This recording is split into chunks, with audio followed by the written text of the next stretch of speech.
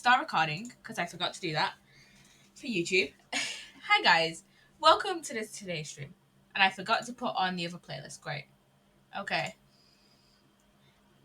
And I have an email. Great. this from fucking LinkedIn. This stream is going great. This me like setting up for stream has been kind of a mess because basically when I got home, when I was getting like my apps up and everything. I was trying to change the stream title. I was trying to change it for it to say farewell my turnabout. Um and it just wouldn't do it for whatever reason. It just wouldn't do it. So and then I literally tried everything. I tried changing it in Twitch Studio, I tried changing it on the Twitch mobile app, I tried changing it on the Twitch website. It just wouldn't do it. So I was just like, you know what? I'll play Minecraft for half an hour and then I'll try and change it later. Yeah, it did not change. So one thing I did see, I think I saw on this Reddit thread I saw, I can't remember who suggested it, who said it, is to change it through commands. So I did manage to end up changing my stream title in the end using stream element commands. But yeah, luckily, it's lucky I'm not playing a different game today because it wouldn't even let me do that. So yeah. Anyways, okay. I want to get straight into this case because this is a rather long case. Let me look it up. I think it has like 8 parts to it. Let me see. I think it has about 8 parts to it. I could be wrong. Let me see. Yeah, so it has about 8 parts. So for this case, what I could do is like, so usually with most cases, with these past like 3 cases, is what I've done is like split it up. So I do 3 cases one stream and then not 3 cases, 3 parts one stream and then 3 parts another stream. So I think that's what I kind of want to do. So yeah, I think so. I think I might get the first investigation done, and then the first half of the first trial done, and then I don't think I'll be streaming Ace Attorney Sunday. I think I'll be streaming Minecraft Sunday, and then next week, we can finish this trial. So next week, finish this case even. So next week I can do, on Friday I can do, the second part of the first trial. So on Friday I can do first half of the second half of, so next Friday I can do the second half of the first trial, the second investigation, and then on Sunday I can just do the last trial altogether. So yeah. Yeah, so I want to stream on Ozwork on I want to play on Ozwork on Sunday. So yeah. Who else do I have to talk about? Okay, so video essays of the week. How Game Theory Dominates YouTube by Turkey Tom, and horror games about waking up, Dow Talks games. I think I really like the horror games about waking up video essay. That's probably my favorite out of the 2 this week. So yeah. So yeah.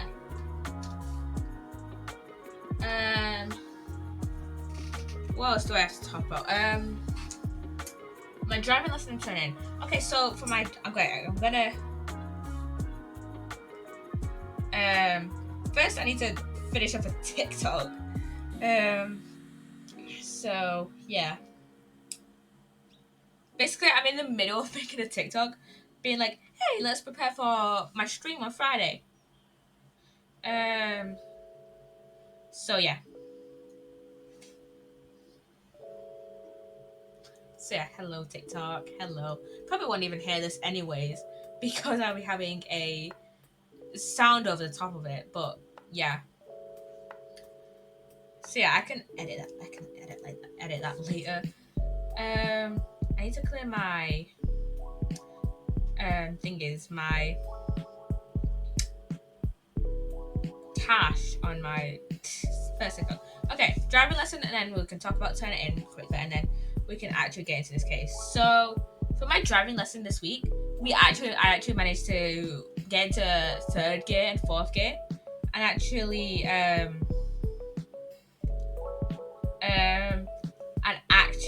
like got on a main road. Most of the time, what we've been like doing is like going around like neighborhoods and stuff, like residential areas, and you know where most of them you have to drive are about 20 miles per hour. But we finally managed to get onto a main road and managed to get onto a main road and start driving at like 20 between 20 and 30 miles per hour. So yeah, that was pretty good. That's pretty like cool, I guess. I don't know what we'll be doing on Monday. My driving instructor changed my driving lesson time from 11 to 10 on Monday. Because I think she has a driving test at the time my lesson normally is. So yeah, but it should be back to normal week after. So I probably won't be able to get as much work done, but I also don't have as much work to do because I submitted my first assignment and we have cases to analyze for our second assignment for my Friday modules. So, and the cases haven't been released yet. So, and like the case studies haven't been released yet. So yeah, I don't have that much to do on Monday, Tuesday. It's just attempt to do more and like on one of my assignments. It's like edit the structure of it basically. Because I'm gonna wait until we do our ethical issues lecture before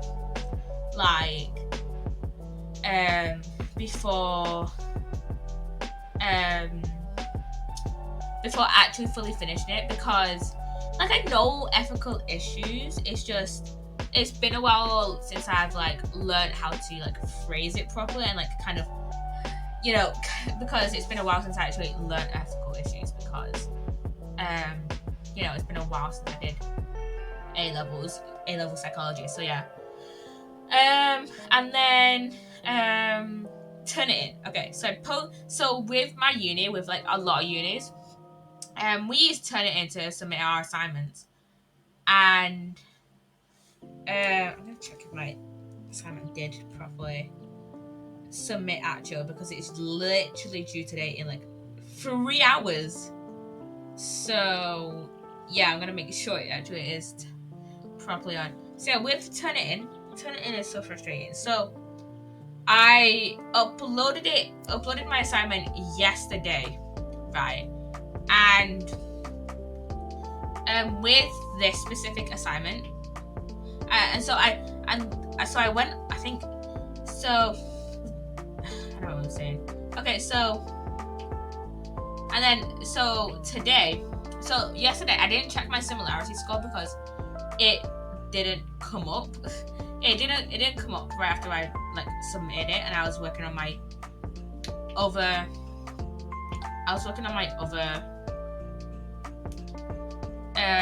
assignment, so I just didn't think to check it.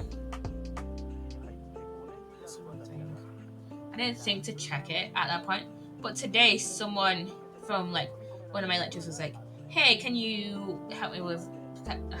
Came up and asked me like, "Hey, how many references do we need for this assignment?" And so I was like, between 5 and 10, and they were like, "Oh, I thought it was like between 15 and 20. That's fine." And so I was like, and that reminded me, hey, I want to check the similarity score on my assignments. So I go on and I check the similarity. It's 27%. Do you want to know why there is a 27% similarity score on my assignment? I checked it. Because first of all, I have like 10 references on like this assignment. Like I have 10 references on this thing. Like, so, and Turnitin flagged all of those references, right? Turnitin flagged all of those references, which was like, you know what? I don't really care. Whatever. It's the references. Whatever. Like, they won't mark me down because of the references. You know what? Turnitin also flagged. First of all, it also flagged the words to and the word and. Like, just the words, like, literally at one point in like a sentence, I wrote the word to for whatever reason. I don't remember why. And I don't remember the sentence, and I can't get it from my phone, so I can't read it to you. And I probably wouldn't read it to you anyways, because it was about connectedness on a university campus. Yeah. And yeah, so it flagged the word to. It also flagged the word and. Like, once. It flagged the word to and the word and once. Like, I had used to and, like, to. It had flagged to and the word and once. Like, I didn't see it flag it any other times in my essay. It also flagged, it also,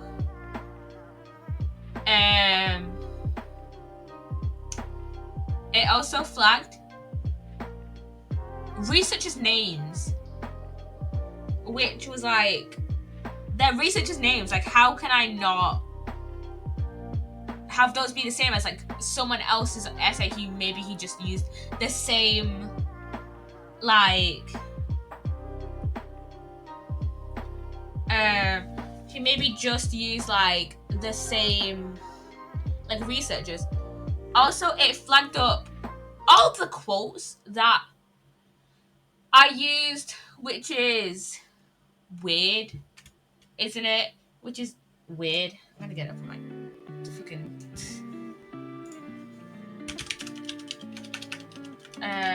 What else did it flag up? I'm trying to go on to Turnitin now. That it flagged quotes, which was like kind of understandable, but also like, come on. I know I referenced those correctly, so like that shouldn't be an issue. Can I check it now? I'm taking off my glasses because yeah. It flagged quotes. It flagged the phrase emotional intelligence is the.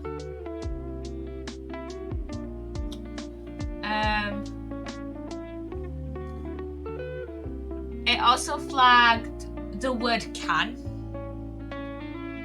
It also flagged the phrase more aware of. Okay, it flagged the word to twice. It also flagged the phrase on the. It also flagged the phrase of self-efficacy proposed by Bandura.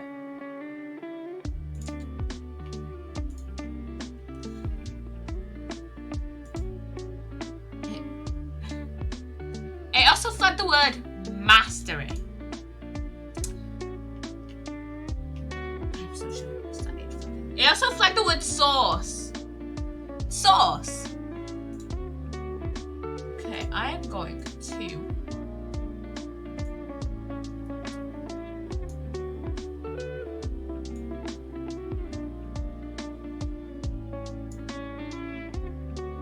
close up because I know I've submitted it. And we've been streaming for about 20 minutes, and yeah, I want to get into this case. I want to get into this case. So, yeah. And that's all I have to talk about. Farewell, My Turnabout, which is the last case in Justice for All. Now, the moment you've all been waiting for. Who will be this year's Grand Prix champion? Who will be the hero of heroes? Oh yeah, I need to talk about achievements as well in a minute after this opening cutscene. Will it be last year's winner, German Ninja, or maybe Captain Saipan all the way from the as he students have current diaries, school better to win.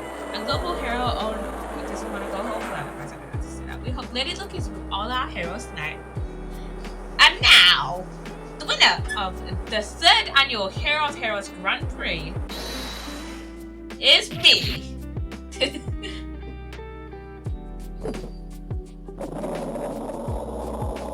is it? Yes, this is the true hero of the night. It is. It looks like this year's Grand Prix winner goes to this fantastic warrior, the Nickel Samurai. Too bad, German Ninja. Looks like the title eluded you again this year. What a surprise. It is March 20th, and we are at the Gatewater Hotel. Again! This is our 2nd time in the Gatewater Hotel. Alright, yes, did you hear that, Nick? Did you? The Nickel Samurai, he did it! Yes, he sure did. I'm getting too old for this. You're like in your mid-20s, shut up. I'm proud of the guy for doing the series justice. So the person everyone was cheering for, I guess you got the prize? Yep. You know who we're talking about, right, Pelly? The Nickel Samurai. No, every Sunday I only watch the educational channel's Kids Masterpiece Theatre. Okay, that's it. From now on, it's the Nickel Samurai. All the kids watch it. Do you like the Nickel Samurai too, Nick, Mr. Nick? Nah, Nick's an old fart, so he's not allowed to watch anymore. Wait, let me see the Sing Sai. Let me see the achievements for this case. So, clear Farewell, My Turnabout. That's for every case. Just clearing the case is literally just an achievement you can get for every case. Press Oldbag's claim that it was a Nickel Samurai that I saw. And I think there's another one for this one actually as well. Get the bad ending for this one. Which is like, what the fuck? Also the last one I got, the last achievement I got was clearing episode 3. So, yeah. You know, I just hope that I can get like all the ladder versus step ladder conversations in this trilogy, because it's like I'm just checking some chat. But yeah, I hope I can get that one, because it's like if I don't, then it's like what the fuck was I doing then?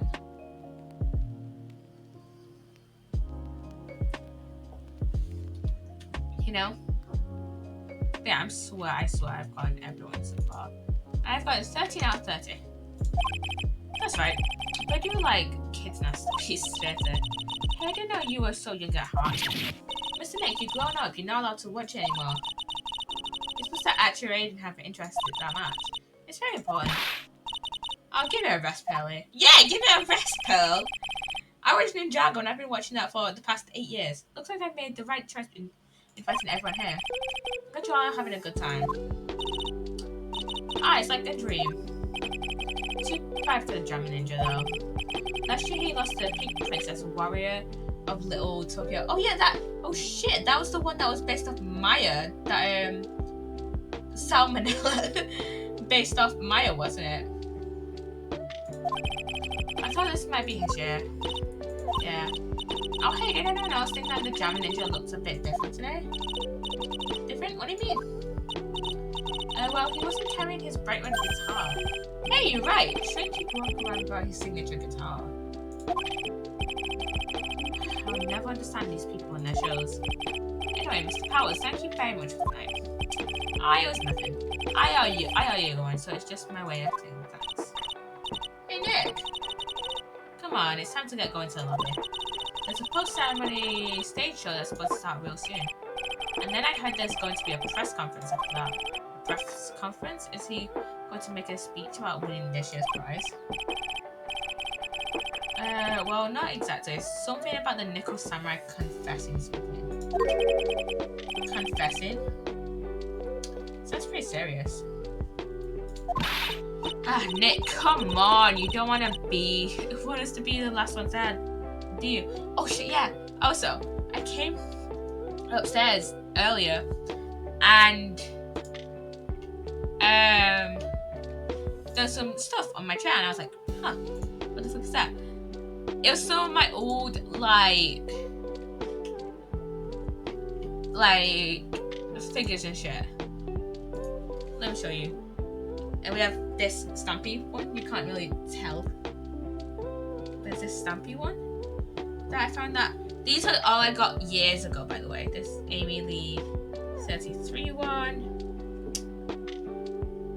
This Reese Animal Crossing amiibo that's for the 3DS. This is for like New Leaf, Happy Home Designer, etc. Then I have this like Alex thing, this Alex like figure with this like old diamond block. This was the old diamond ore. With this old Dan TDM Tube Hero shield. I don't know where the actual figure for that is. With this and this Iron Golem figure and this block of iron. I just have the Iron Golem sit on this. It's all based off the old textures, by the way, not the new ones. And I also have some of the old like Disney Sums from years ago. And I also have this, which is a slime. So yeah, I had those years ago, and I guess my dad's doing like a little clean out of like my old bedroom because I think that's just being used as storage at the minute. So yeah, Mr. Nick, do you? Why me? The show doesn't even start for another 20 minutes. Oh, we can talk to Will Powers. Thank you very much for inviting us today. Oh, it was nothing really. Guys like us don't get to come to a place like this often, so I thought I'd invite you all. Hey, Mr. Powers, what have you been up to lately? Well, since the Pink Princess successfully wrapped up last month, I've been on a kids' exercise show, wearing a rabbit mask over my face. Oh, I see. I'm still really sorry about all the headache I caused you that time, Mr. Wright. Ah well, what's done is done, so let's forget about it. This is Will Powers, he's an action star.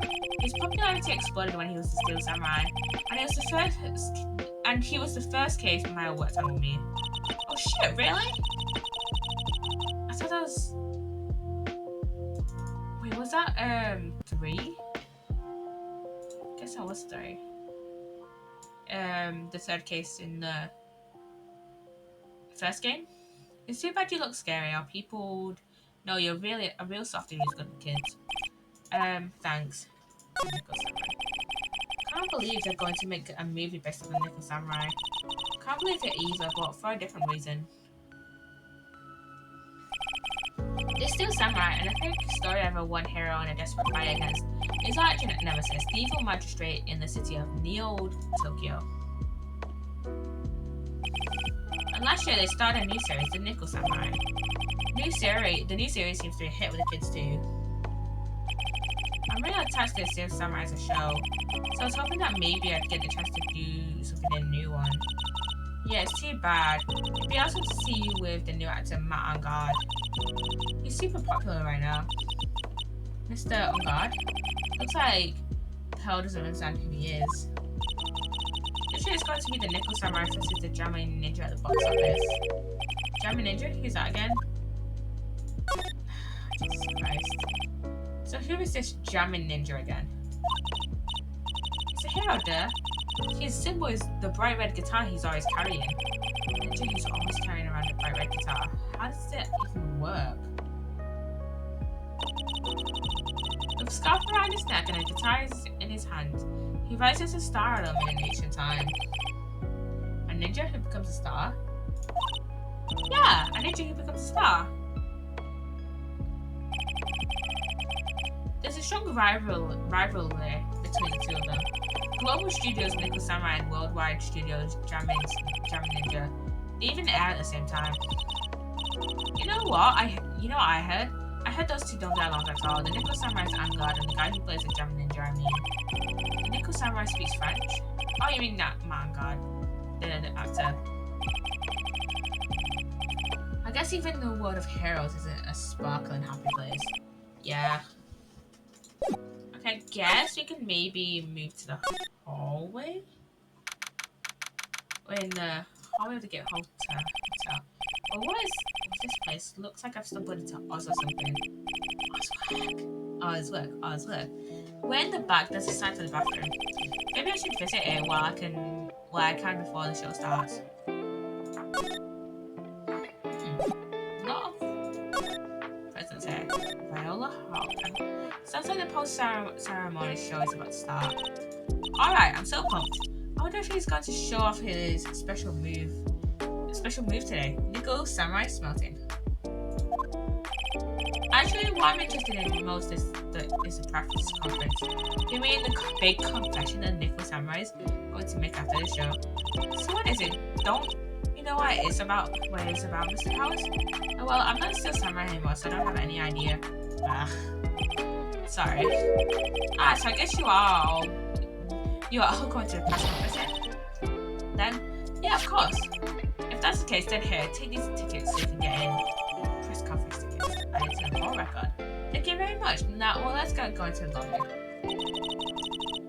It looks like it's all over this way, Mr. Nick. Okay, for great justice. Okay, we can't talk about 2 Powers about anything else, so we can go to the hotel lobby.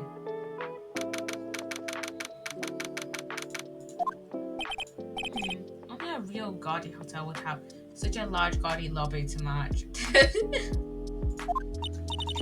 I think they're going to have the post-ceremony show over there. They use it to compact stage. Well, I'm all ready to use my special samurai power. Maya looks like she's ready to start a fight. It's Maya we're talking about. Of course she fucking is. She always is trying to look to start a fight. Your attention please. Nickel Samurai's post-ceremony stage show will not be held tonight due to unforeseen circumstances. What? Why? I didn't have to pinch me. Pinch yourself if you don't believe it. We are asking for everyone's cooperation at this time. So please stay where you are. This is a special request from the police. Police? Did they just say the police? Do you want me to go check out what's going on? Wait, I'll come with you. Freeze! You two, didn't you hear the announcement just now? It just finished telling you not to move. That voice. I've heard that voice so much before. I'm so used these days, can't be bothered to listen to other people when they talk. Just do it. We all know who this is. With all the rambling and shit. It's motherfucking old bag. It's non-stop chatter. It can't be Miss Oldbag? What is it, you young whippersnappers? Do I know you? How fucking rude. Jesus fucking Christ, Oldbag. Don't remember us? We solved the fucking murder. From your old job. Wait, your powers, aren't you? Yeah, about what happened back then.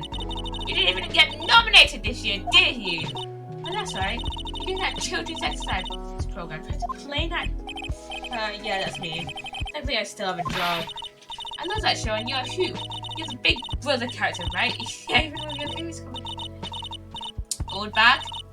Old bag? Please, let me just talk to your lines. Why are you doing it? Look at my uniform and tell me you can't tell me I'm a member of security. But okay. Annoying, nosy brat gets the blaster. It's not even a real gun. It's not even a real gun. Old bag. Miss Oldbag, what are you doing here? What happened to your position at Global Studios? Oh, that old place? Well, since that incident, they've been letting people go. When they cut the security team, I got the pink slip. What incident? What did you do? I didn't do anything, you young'un. Don't you remember that incident a year ago? When this lady got on the witness stand and testified? Yeah. And you, weren't you the one who was bullying me, this fragile girl at heart? I plead the fifth. But you know, I think maybe I rubbed the upper management the wrong way by testifying. Yes, that has to be it. Everything is all your fault. Me? I thought about being a bodyguard at first, after being handed old Pinky.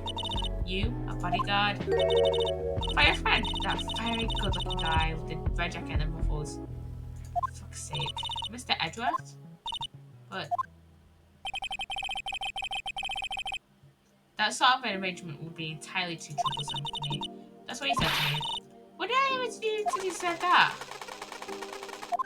That's why they shoot us. It's not our fault. So did something happen?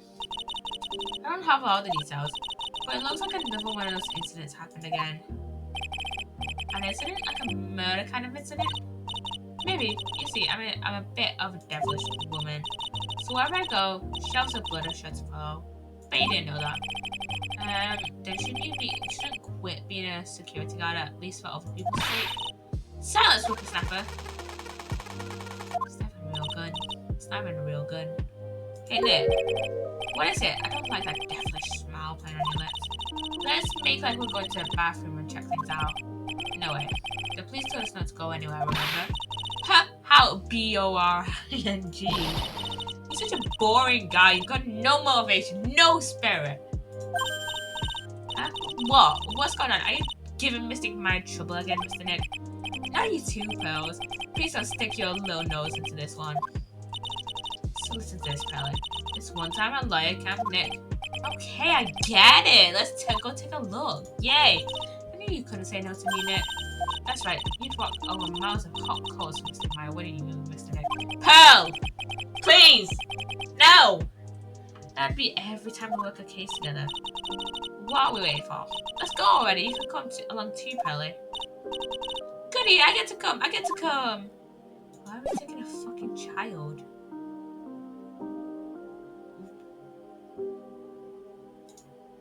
What? She's 8. She's fucking 8. Why are we taking an 8-year-old to a murder scene? Why are we taking an 8-year-old to a murder scene? This makes no sense.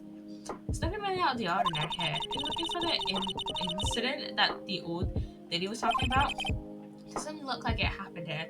Well, we'd better go look somewhere else. Alright then, let's try. Excuse me. Are you by chance Miss Maya Faye? Yeah, that's me. You have a phone call waiting for you at the front desk. A call?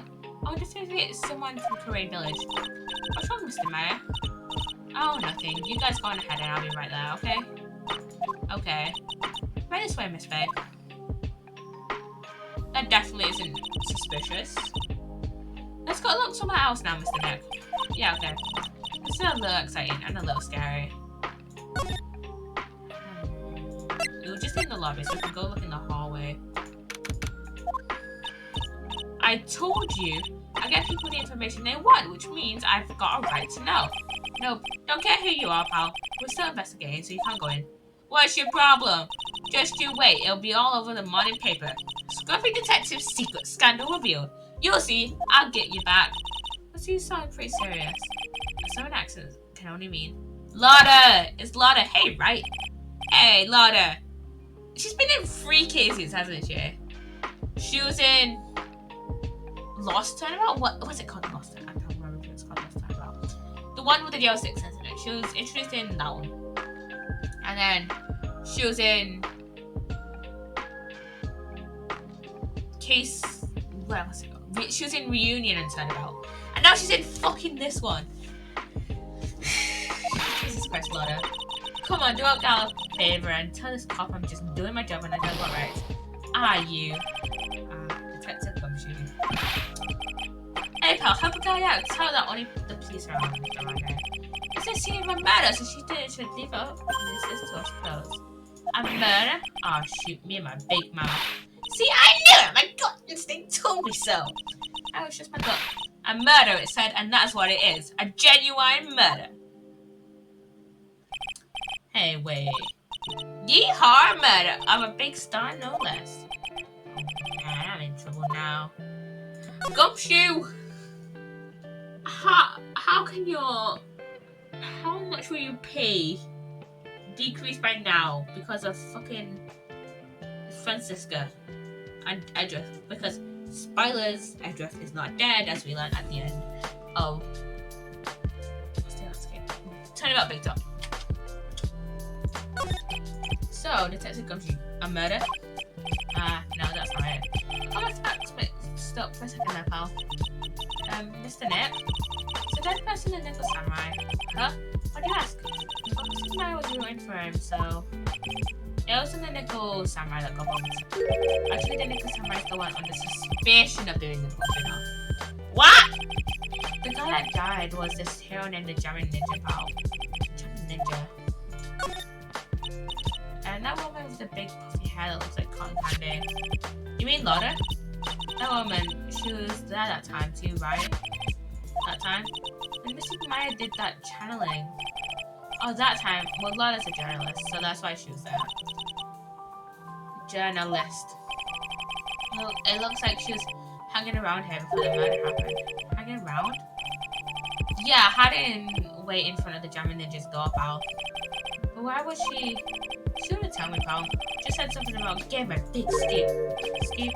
What sort of news could she be after? So the victim was a Jamming Ninja. Was the Jamming Ninja? He was on a really popular rival TV show to Nickel Samurai. Oh! The victim was the action star Juan Corrida.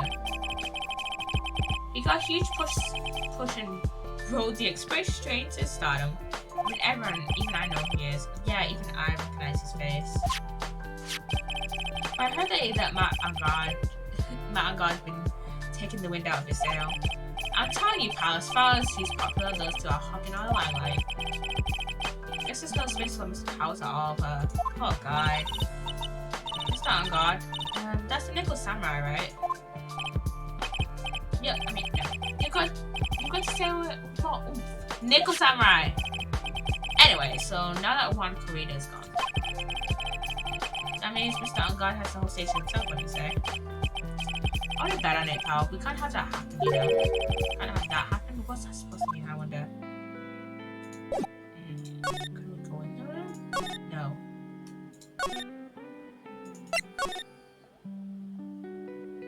I wonder, where's Maya?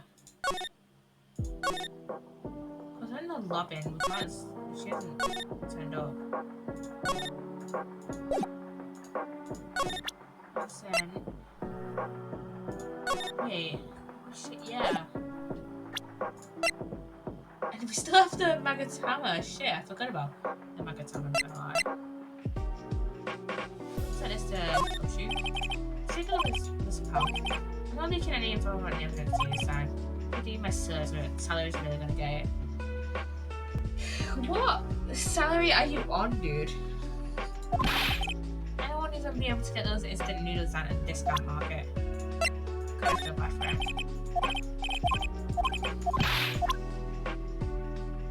Okay. I'm just presenting everything. Let's see where at this point. Okay, we can't present anything more to Gumshoe. Can examine. There's a piece of paper taped to the door that says Matt Angard room. Matt Angard. I've heard that name before. Oh yeah, mine's always yammering about him like the obsessed fan she is. There's a piece of paper taped to the door that says Juan Carita's room. Juan Carita. His name just sounds like a staff name. I've heard it before, but I don't know anything about him at all. I can understand flowers in the front of the dressing room, but what are stuffed bears down here? Maybe that is an action star with spots for teddy bears? No, it can't be. Compared to the flowers on the other side of the hall, these are much more gorgeous. Let's see, record companies, fan clubs, company workers, family. Carrying all these flowers home would be hard, I think. The toilets in each room in this hotel, but since all sorts of events are held here, there are bathrooms for people who aren't staying here just to use as well. Perfect to people like me who can't afford to stay here in the first place. To Mr. and God from the Global Studio staff, it'd be nice if employers got flowers too. Something like, to Mr. Right, for my own grateful clients. Okay, have we examined everything in this hallway? Wait, can we just ask? Oh, Juan Carita. I'm not a real fan of action shows or anything, but I know who Juan Carita and Matt and God are. You can't talk about one without talking about the other, I guess. They even debuted around the same time, so they have this real fiery rivalry with one another. Kind of like you and me, pal. I never knew you thought of me as a rival. Nicholas Samurai, he really took the Grand Prix tonight. Mine's a big fan of his. Really? Oh, I'm sorry then. Why are you sorry? My God was just arrested, pal. On suspicion of murdering Juan Carita. What? You gotta talk more, pal. Why was Mr. Ungard arrested? Sorry, pal. That's not something I can tell you. We just started the investigation, so we don't want any leads. It took yet another Steel Samurai Heroes in hot water. And Miss Nick, if Miss Nick might know about this? Yeah, I know. She made me take this case. I know.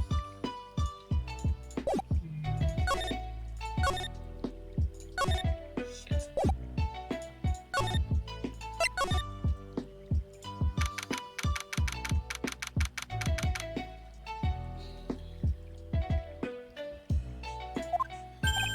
Hey, so what's going on, Mr. Right? It looks like Juan Carita has been killed.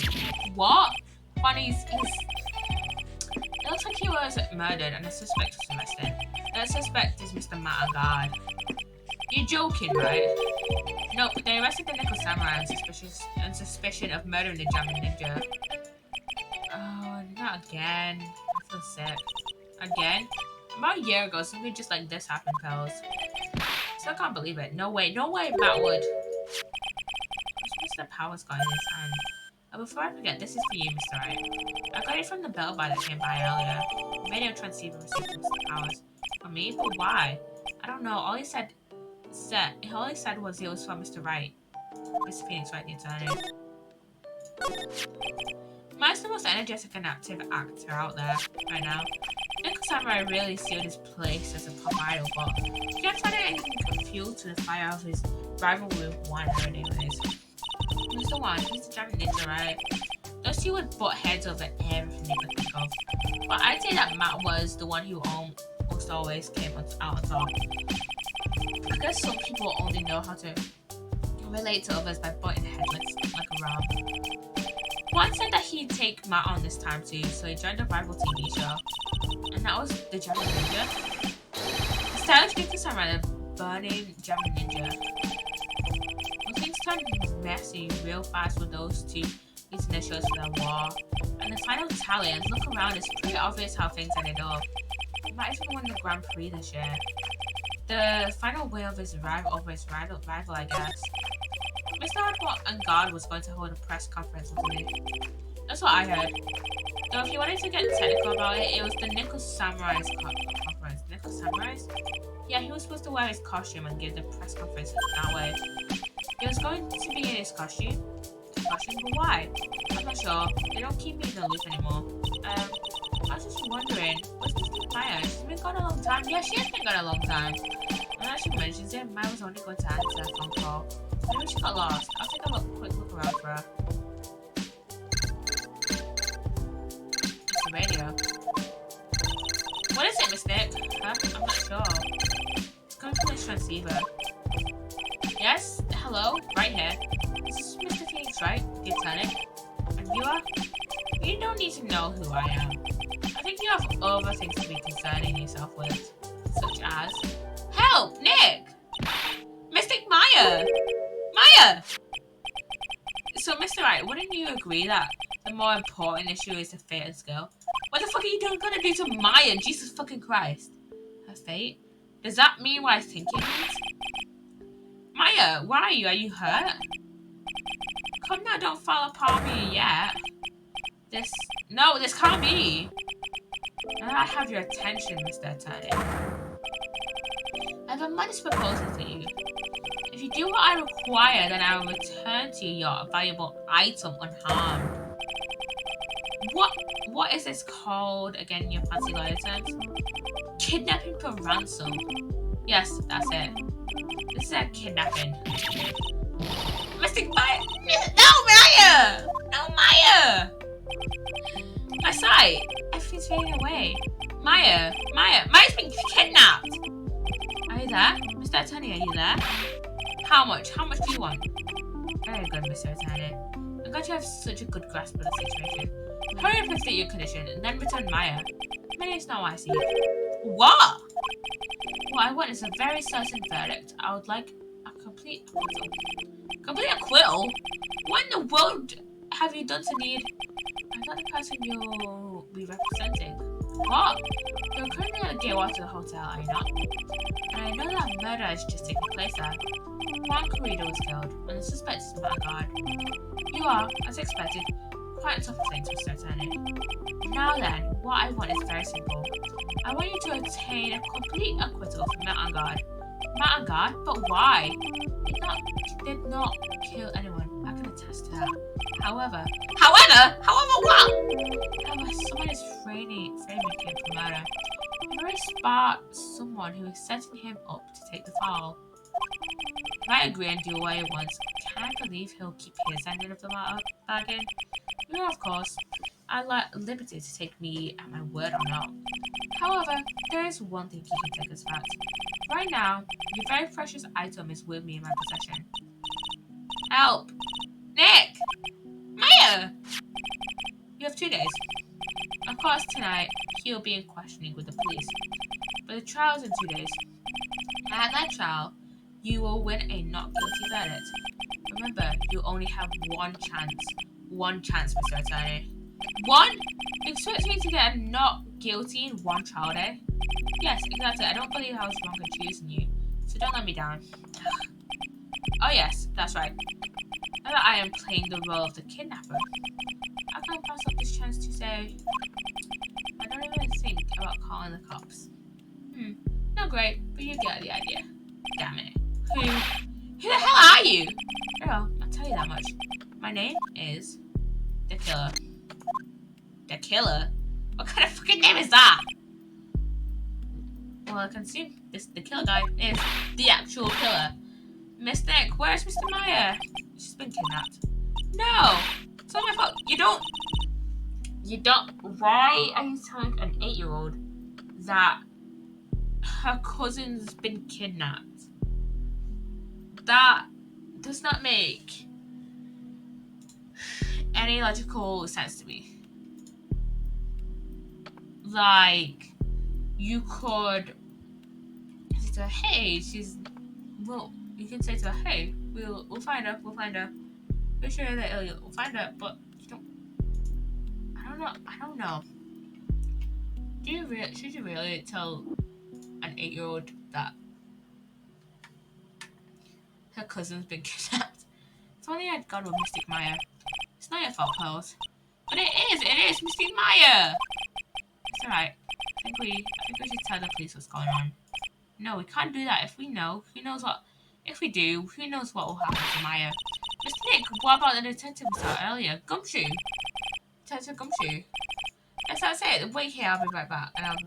Alright. I'll take care of Pearl while you're away. What? Ransom? Shh, that's so loud. The ransom is complete acquittal from Matt and Guard. Wait, the deal is complete acquittal in exchange for Maya? You mean? And this means Mountain God is obviously the killer, pal. No doubt about it. It's like, oh, I said that Mr. Mountain God is innocent. You really believe what a kidnapper tells you, pal? This is the point. If a God really is innocent, why the kidnapping? And on top of everything else, there's all this evidence we keep finding. Huh? The forensics team's having a field day back there. But strange.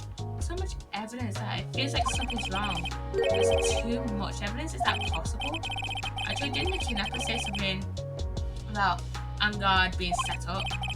Anyway, looks like you won't be leaving here tonight, pal. Just sit tight and cooperate with the investigation. Tomorrow you can start yours. Alright, it's not another way. You've also got to be careful about pushing the kidnapper the wrong way. You're right.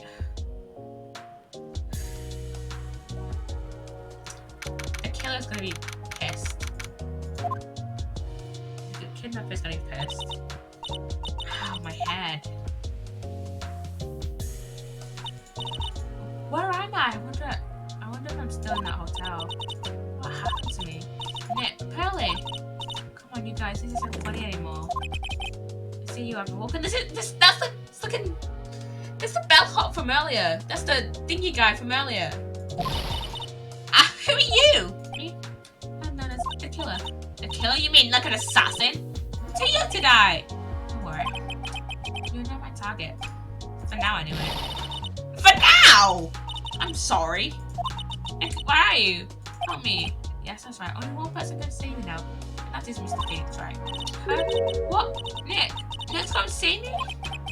Calm down and be a good girl. Think of this as a business transaction. A business transaction? I'm going to contact him now. Help you cooperate and play your assigned role well. Nick.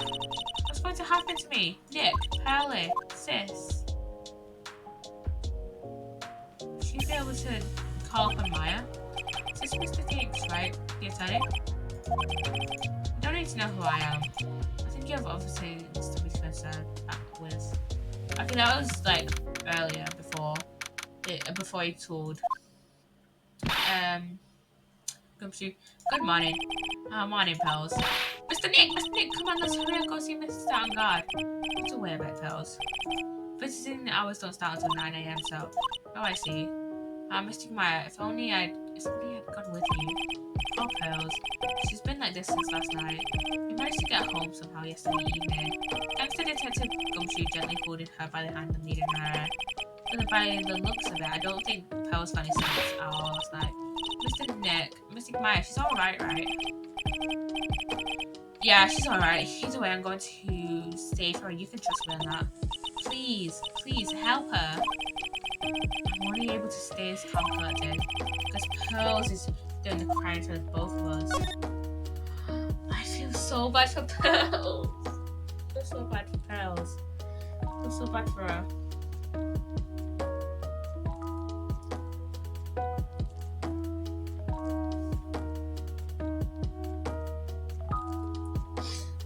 So bad for her. Huh? Why should you represent Mr. On guard, aren't you? Yeah. I want you to have a choice. But what if he is the real murderer? What would you do then, Mr. Nick? Would you fight to get not guilty for murder to save Mr. Maya? Pearls. Let's talk to Mr. On guard first, okay? You can think all the bad things you want, but it's just a thing. Yeah, you're right. I'm sorry, I can't stop thinking about it. Pearls, you're really worried about Maya, aren't you? I don't remember anyone else left in this world. What do you mean? My family's all gone. Family. My father? He left my mother in the village behind and went away. I'm sorry. And my mother, she did that thing all for me. Missing Maya, she's like a sister to me. So I have left in this world. Now I feel really bad for Pearls. Pearls. We love Pearls. She's just the cutest kid. But I feel so bad for her. Okay, we can only go to the detention center and speak to Matt on guard at the moment. We couldn't wait for visiting hours to start, so Pearls and I came down there early. To visit one nickel samurai charged with the murder of the German ninja. Oh god. And here is Matt on guard, who, from what I remember from watching the anime, he's a guy who I extremely hate. Not because he's a shit character. I mean, he is a shit character. He's a character with a shit personality, not a shit character. If that makes any sense. He's a character with a shit personality, but not a shit character. He's a well-written character with a shit personality that I hate him because he's so well-written. If you guys catch my drift. Good morning. How are you today? I know the situation might be a little tough for you. Oh, sorry, dude. I already signed up. Excuse me. I already have life insurance. I signed up a long time ago because my job is, Oh, no. We're not insurance salespeople, really. Dude, I really don't need that right now either. Fire extinguishers, I mean. This building is in my house, so... No.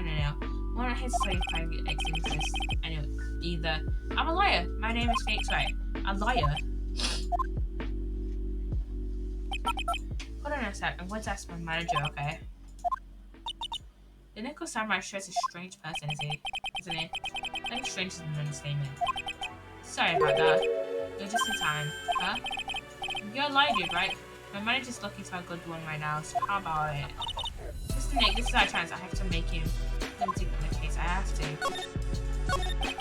Sorry to intrude, but I would like to ask you a few personal questions. And that's okay, but you might have to buy out with me something else soon, so. If I say stuff about the publishers approval, then I'm going to be in hot water. Hold on a second. I'm going to ask my publisher, okay? Mr. God is so lucky. He has so many people he can talk to. I don't know if he can actually. I don't know if he actually has anyone he can really talk to. Sorry about that. I can tell the publisher said it'd be real bad if I say it. Does he have a mind of his own? Mr. God, I would like to ask you about the murder. Are you covering this for a tabloid? You don't insist, inside job, dude. Well, if you want my statement on this, you should ask for my staff. No, I'm not asking on behalf of the tabloid. Hold on a sec, I'm going to ask the president of the studio, okay? Is he alright, Mr. Nick? If we're talking about Mr. Edgeworth, not Edgeworth, Engard. Brain here? I don't put my money on it. Sorry about that. The studio president said, even Neo Mount Fuji itself knows I'm not the murderer.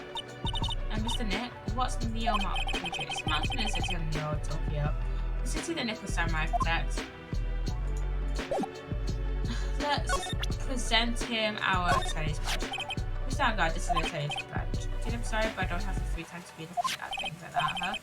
I'm too busy with the Nickel Samurai stuff right now. I don't have time to take a lawyer's correspondence course. So you believe I'm a salesman insurance and now this. Mr. Nick, what are you going to do with that? I don't know yet, but I'm going to figure at least show it to him. So I can see that. Hey, it looks like a really nice one too. I got it as a present. Interesting. I've also been instructed to take your case. Is that why you've heard from Transceiver? Yeah.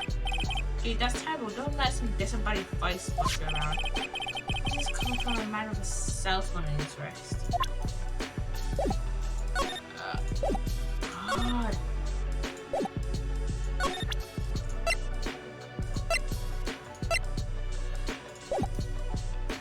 Can't even. What?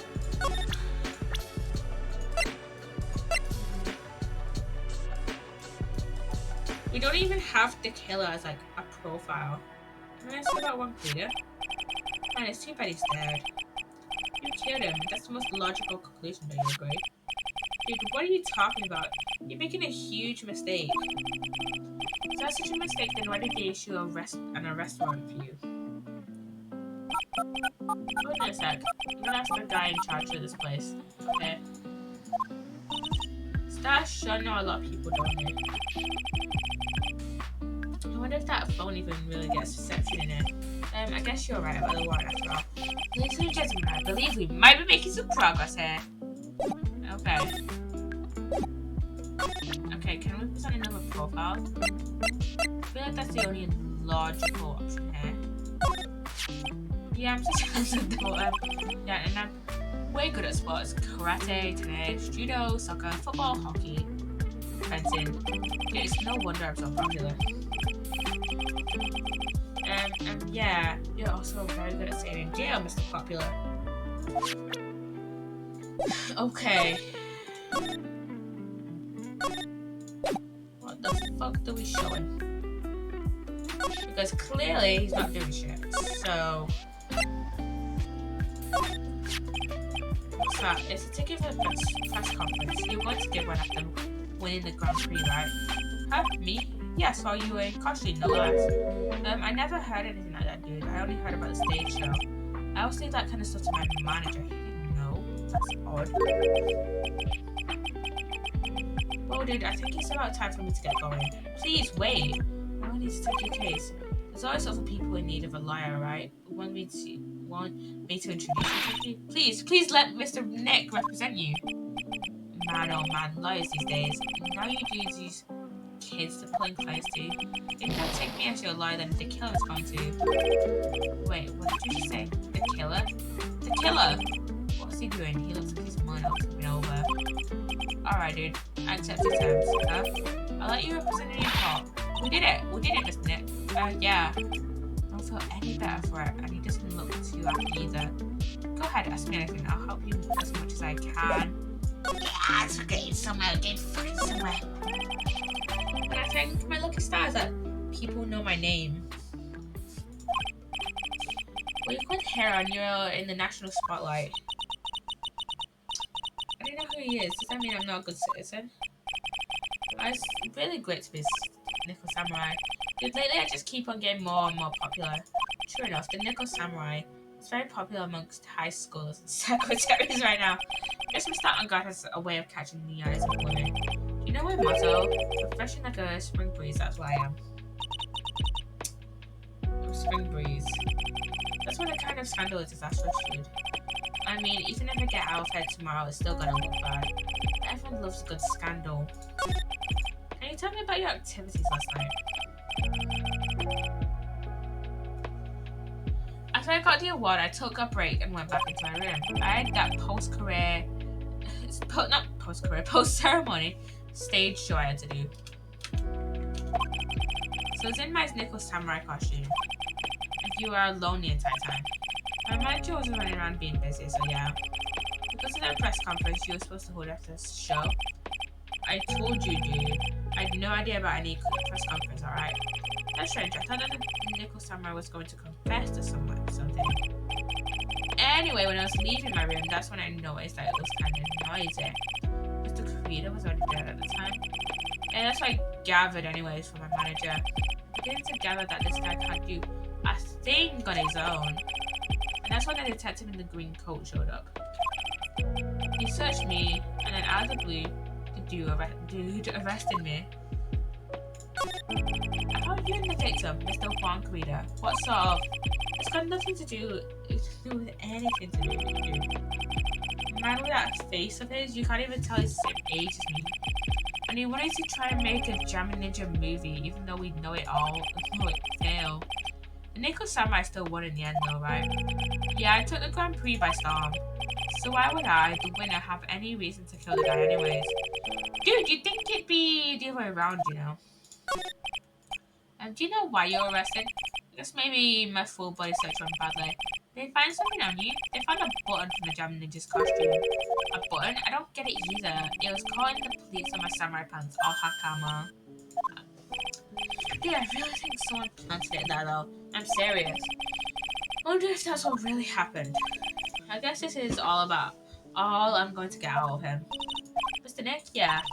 Let's ask one last thing. Let's test Mr. Angad to see if he's really innocent or not. We can do that? Yeah. If he is this, minus Magatama. You won't be able to hide any secrets from you, Mr. Nick. Sure of it. I get it. Mr. Angad, I'd like to ask you one more question. Please answer me honestly. What is that, dude? Did you kill Mr. Walker? Just put your phone away and answer this question yourself. Alright, just so we're clear, dude. I didn't kill anyone. That includes one creator, okay? What is the Magatama show? What is the Magatama show? Well, Mr. Nick. Nothing. Not a chain or lock inside. Which means it's alright to trust him. Yeah, it does appear that way. Well, at least I can breathe a sigh of relief knowing my client is innocent. For now. The trial's tomorrow, right? I'm counting on you, dude. To be continued. That's a really short first part of the investigation, wasn't it?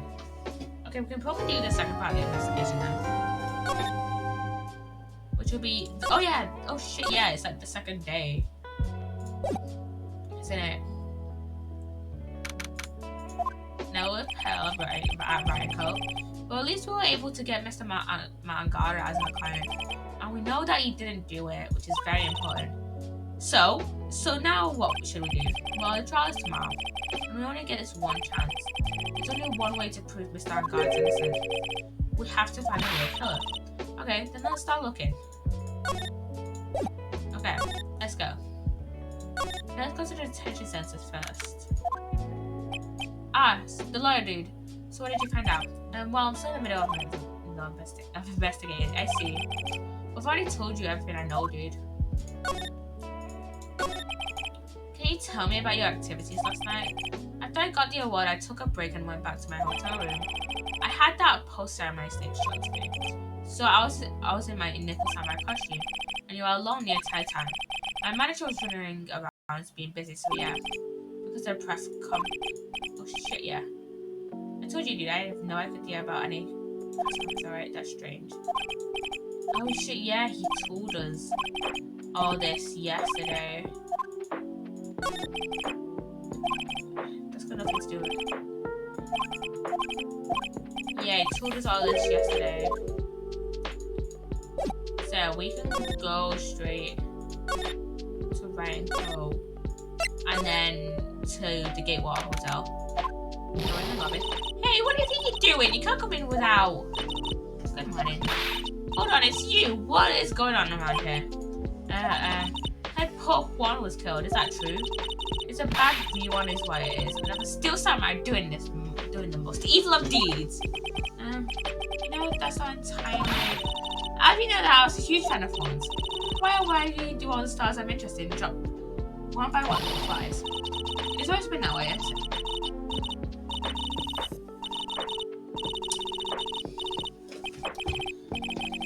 Actually, I wanted to ask you about the murder and what happened. Don't push me, boy. Wait, do we have...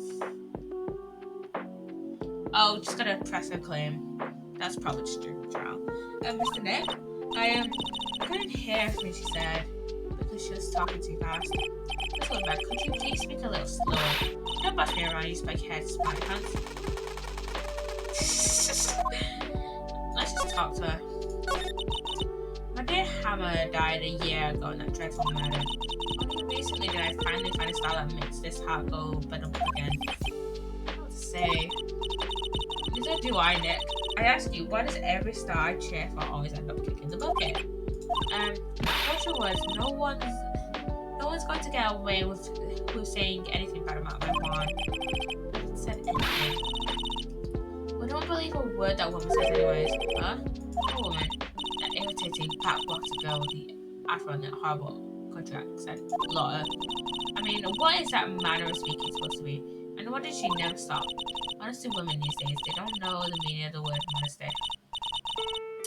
Fucking pick me. You fucking pick me, aren't you, old bag? Pills, are you thirsty? A little. Okay, I'll go get you some juice for me. Thank you very much. Hey, are you paying attention? You didn't say. So I guess you was old bag. Heard everything from Laura. I want to ask you something about what happened around the time of the murder. I don't know anything about that. I was here getting ready. Getting ready for what? The show, of course. Well, and the press conference afterwards. Cue mysterious music for the magical press conference. Anyway, I don't know anything about the murder. I see. But if talking about what I saw, that's different. Sorry, clearly. What? So the most important moment of the night. What the fuck did you say? What the fuck did you say? The most important moment, you know what I mean? Oh, so now you treat me with respect, you disrespectful child. When you speak to your elders, you should always be polite. Really, kids today. Please tell me, what did you say? Fuck! Looks like she has how many seconds? 4! She has 4 Cyclops! Jesus fucking Christ! She has 4! The murder was like last night was Bruceman, wasn't it? But then what murder is it? Please don't stray on another tangent. Please. 4 Cyclops! We are an hour into this case. And we're already presented with 4 Cyclops. Jesus fucking Christ. I'm gonna just start with 2 or something. 1 would... I would be fine with 3. But 4? Jesus Christ. If you want to hear more, then show your respect and bring this lady a present.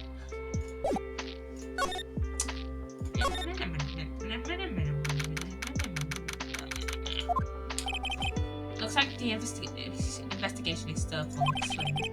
The hotel staff and police are running around like a bunch of headless chickens. I wonder if we can do anything investigating of our own in this kind of atmosphere. We've got to roll up the sleeve and try, I guess. Okay. I don't think there's anything here, so we can go to the hallway. Hey, you're here. Been waiting for you, Mr. Lauder. Hey, Mr. Cotfellow, the thief showed his face.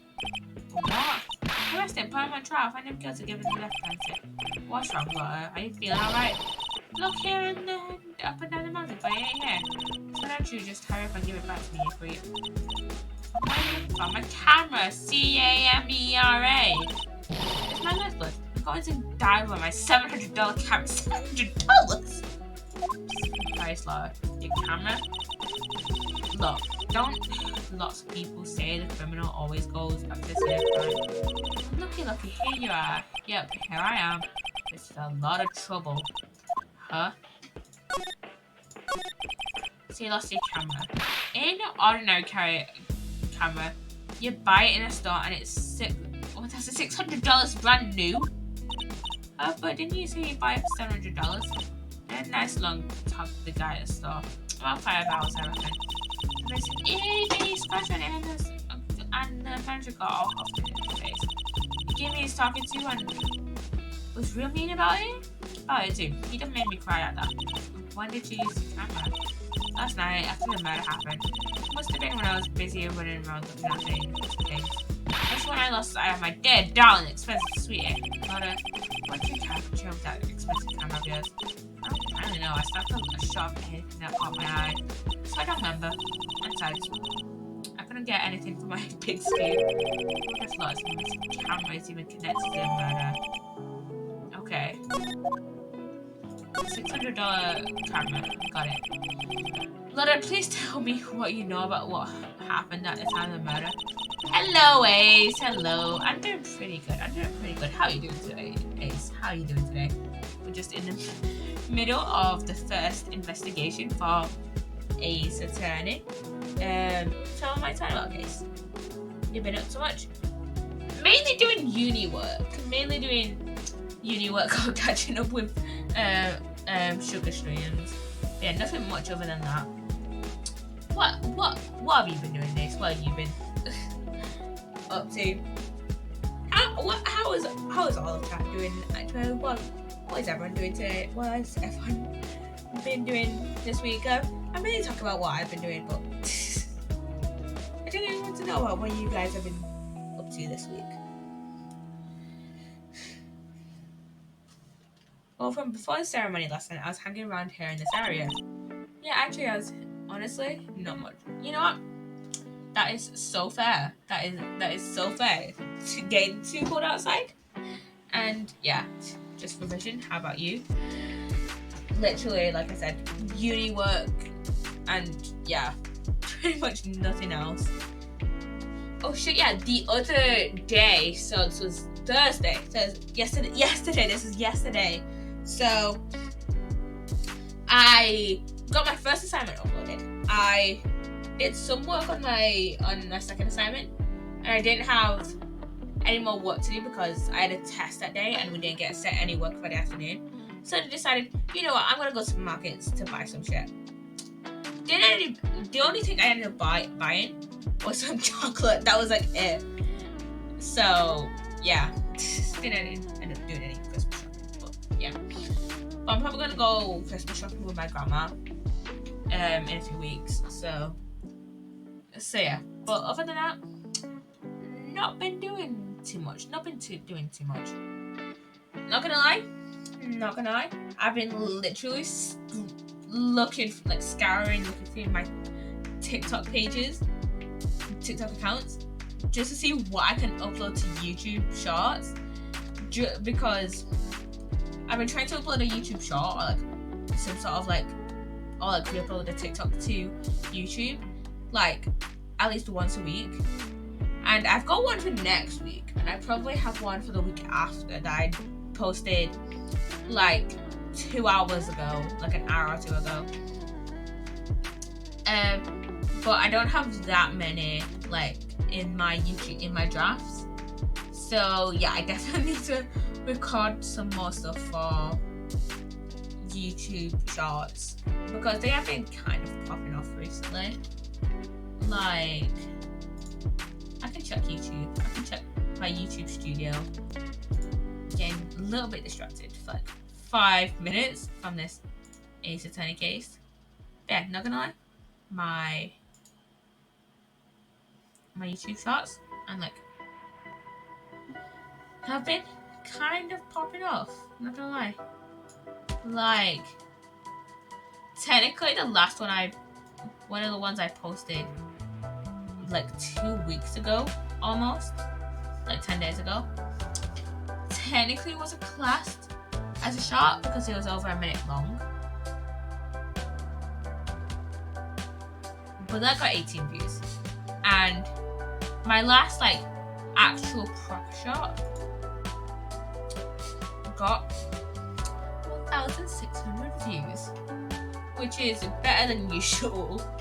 And then I posted it at another shot like a while ago that like got 1,500 views back in August. So yeah, I'm probably gonna try and post more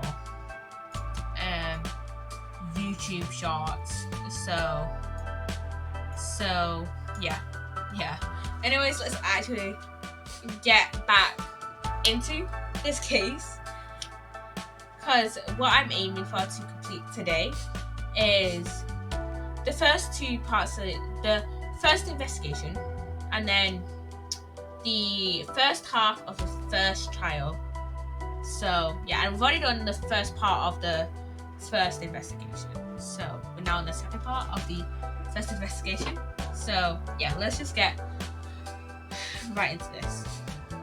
Yeah, actually I was here until around the time Mr. Angad was arrested. What were you doing here? You sure you went to... Hello, Potato, welcome on in. How are you doing today, Potato? How are you doing today? You sure you went to school, City Boy? Whether or not how it goes is so you can. A big scoop. A big scoop. I told you before, I'm going to be the best tablet to take us to the woods of. Ever seen? It's my birthday in 10 minutes. Happy birthday for in 10 minutes. Happy birthday in 10 minutes. I'm gonna have to remind myself that it's your birthday in 10 minutes. Reckon, of course, that means I'm always perfect for the birthday shot. What scoop she was after this time. I was also on the lookout for the other stars that were so maybe I wasn't here the entire time. Lotta, are you sure you weren't here the entire time? So you could take a picture for your big scoop? Well, maybe I was, but that's what real journalists do. I got some juicy inside info. So I thought to myself, why not get a picture for proof? What kind of story was it that you would hang around here? Cyclops. Second person to have seconds. Okay, we have two. It was an old bag task for. So we have 2 people with Cyclops right now that we have to break. Lotta has 2, which should be easier. And then we have old bag with 4. So yeah. Oops. Sorry, Mr. Liar, I can't be telling you that. Tracy, you know. Now again, everyone has to have something to hide. Who can stop happening anyway? Yeah, take that, Mr. Liar. Got someone around here is happy. Flutter in your eyebrow smile. Okay. Can we actually go in? Ooh. We have 2 rooms to go into. We have Unguards and then we have Corridas. Let's go to Unguards first. Where are we?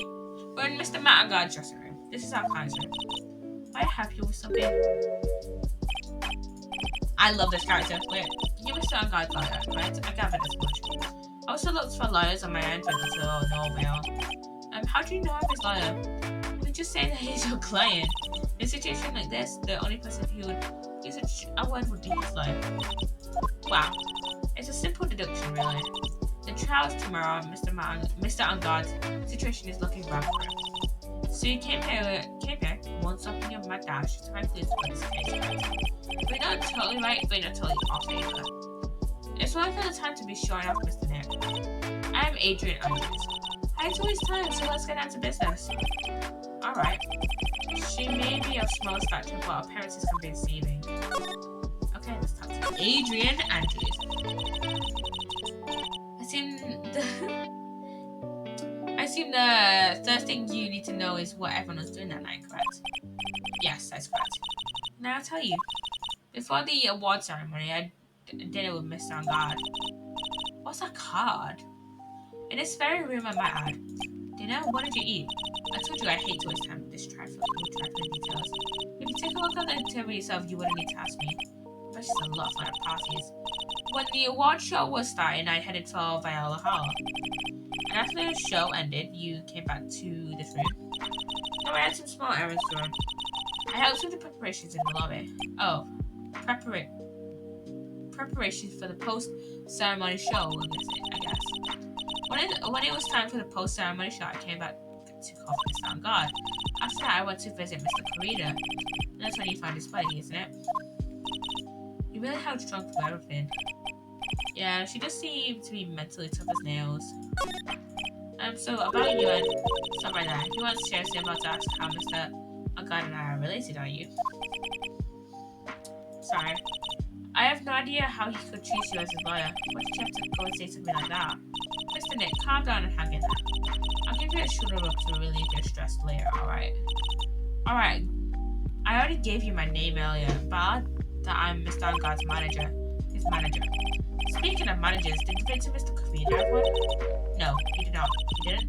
Global Studios has a very different policy from Worldwide Studios in that Worldwide Studios does not assign individual managers to their stars. I see. This industry is very ruthless and unforgiving. Actually, you look quite ruthless and unforgiving yourself to your partner. Driving a little girl like her to places like this, honestly. Young, I'm doing this to help Mr. Meyer. Calm down and hang now. I'll buy you juice later, right? Alright? Okay. Looks like dishes left over from dinner. I don't know who that is. I'm sure they're Mr. Unguard and Miss Andrews' plates. Looks like they had T-bone steaks. What's with Global Studios and T-bone steaks? Shit. Oh yeah, there's bones there. There's bones. There's a giant bone sitting on the plate. I don't really like meat. There's something weird about this plate. I just wish I could put my finger on what it is.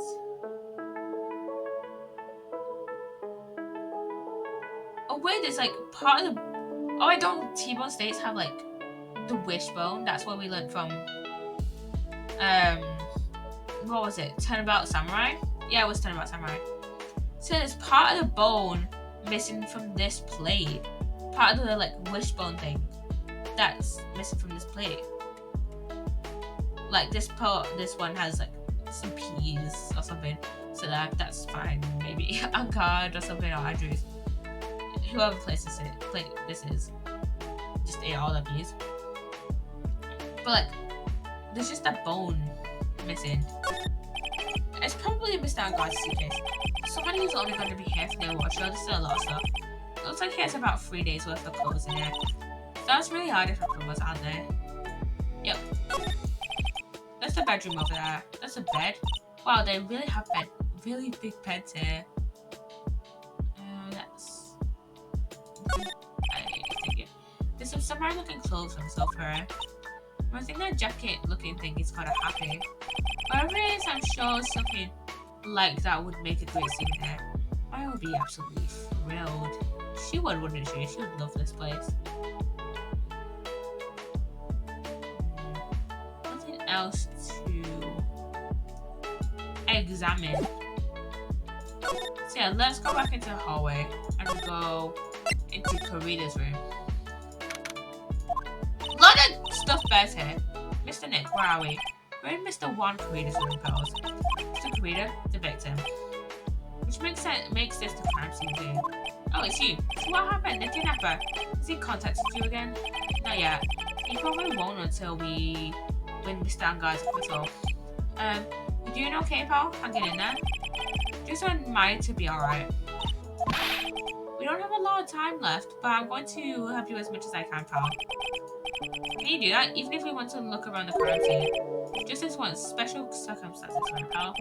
I'll even tell you everything I know, but you gotta keep quiet. It's my neck on the line here. Thank you. Oh, that's right. I got you guys a map of the hotel, pal. Here you go, little missy. Here you go, little missy. Oh, you're giving it to me? Thank you. I don't want you to get lost in a hotel too big for its own good. Mr. Nick, I got a map. That's great, pals. But Mr. Nick, I can't read what it says.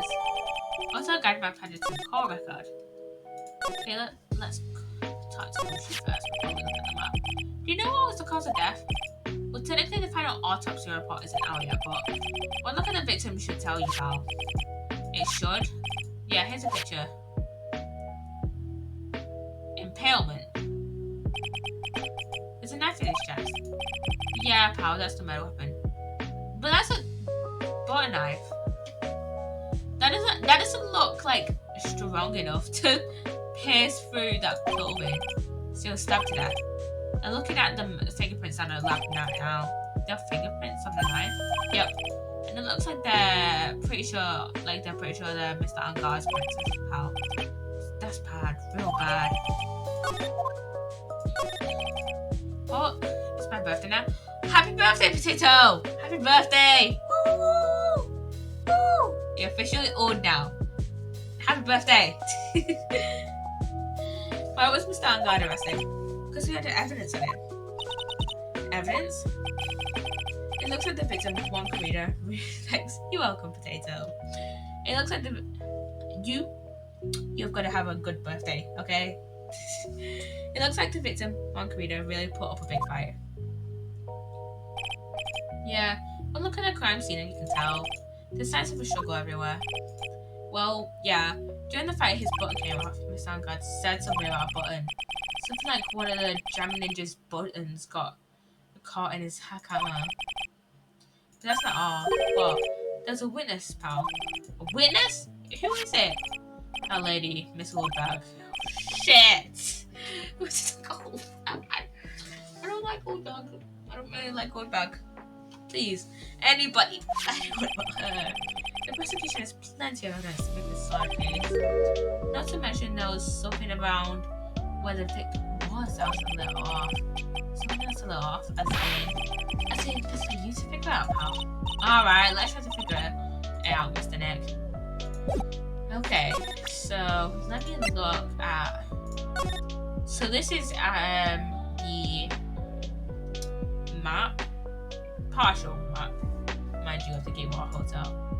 I think it's the same hotel from the start of the first game. Yeah, it is actually. So if you don't know, so in the second case, so the case Turnabout Sisters, in the Turnabout Sisters case, which was the case where Mia was killed. We went to the Gatewater Hotel quite a lot, but we didn't go in the lobby, which is why I was confused. We were mainly in Red White's room for most of it. So most of the time pretty much all the time we were in the Gatewater Hotel. So yeah. So this is the lobby, and then we're going to Viola Hall, and then we've got go into the hallway, Karina's room on the left, and God's room on the right. And then with one Karina's murder, why is he just stood up like this? Not stood up, sat up like this though. It feels kind of weird. Like, I feel like this is a very like unnatural position for him to be in.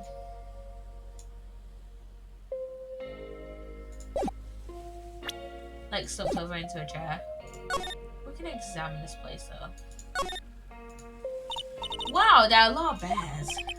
Alarm clock wars, collector's editions to Teddy's plastic models. It's pretty overwhelming. It's the kind of bear he doesn't have. There's even a few in the trash can. Yeah, I get the feeling maybe the guy didn't really like bears. Poor Teddy's. It's hard to bear with all these problems. I can't escape this guy! I fucking hate Mo. Not like hate him, but like, I find him so fucking annoying. I don't think I want to bear the trauma the last case caused me. What's wrong, Mr. Nick? I hated. I just found Mo annoying. Like, sure, he has some bittersweet moments, but I kind of found it. And it was kind of funny when, like, he would just stare deadpan into, like, the camp, into, like, at us. Like, he would just be like, you know? He would just look deadpan. But, yeah. It feels weird for me to, like, directly look into the camera there. Feels a bit weird. It's a suitcase with so many things in it that I bet it barely closes. This is clothes, a dryer, an electric shaver, a calculator. Is that a fucking calculator? Those stars pack too much stuff in this computer. I can understand a dryer, a hair dryer. I can understand an electric razor. But why a calculator? Why would you need a fucking calculator?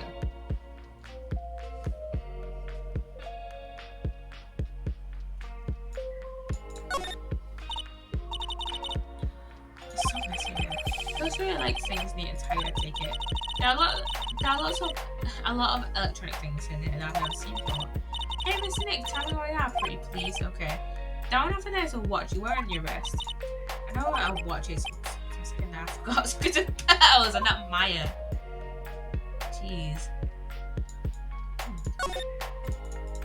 Oh shit, wait.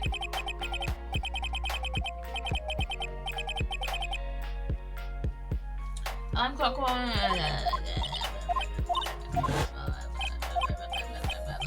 Shut up, I hate you. Talk about this. There's all sorts of things in this refrigerator.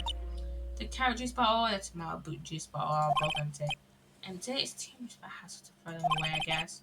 They're vegetable juices. I guess he must have been a real health nut.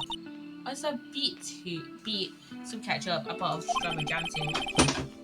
Maybe red was his favorite color. Maybe.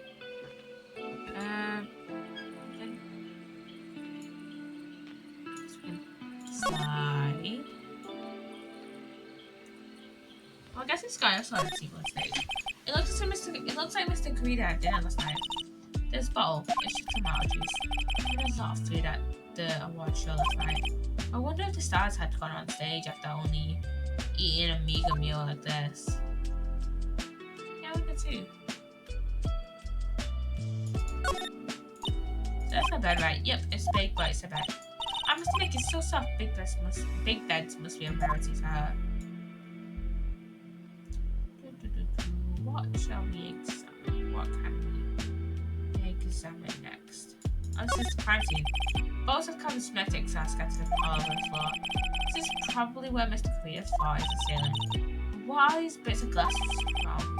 A flower base, maybe? There are flowers on the floor, but I don't know what they are. You don't know much about flowers, do you, Nick? Neither do I, to be honest. This is a guitar case, I guess. A little beat up, but still usable. That's strange, the guitar is not here. Maybe you forgot to bring it to the show. Mystic Maya, she said that the bright red guitar was the Jammin' Ninja's signature item. That's true, huh? This guitar case is rare, But it's only water on the top of the lid. Yeah, there's no water inside the case. This is water, isn't it? The top case added to the court record. That is weird. It's a beautiful wine glass and there's tomato juice in it. Ooh, tomato juice. I don't really like it as much. There's a bottle of it on the table over there. That's probably where it came from. But isn't it even weird? What's even weird? I mean, everything else is scattered all over the floor. She's right, the flower vase was broken and the may be strewn everywhere. Why is this glass the only thing that's still alright? That is weird, isn't it? Because these would have been on a table. So, that kind of suggests it was poured after the murder. Maybe. I don't think there's anything left for us to... Oh yeah, there's a rice cooker.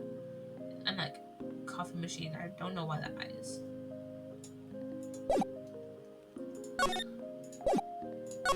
Okay, let's go into... I want to go back into Angar's room. Oh yeah, this one's missing a knife. Which was in... Which is what Angard was... Not Angard. Karida was stabbed with. That's weird. That's weird. Okay. Can we talk to Adrian about anything else? No. Okay.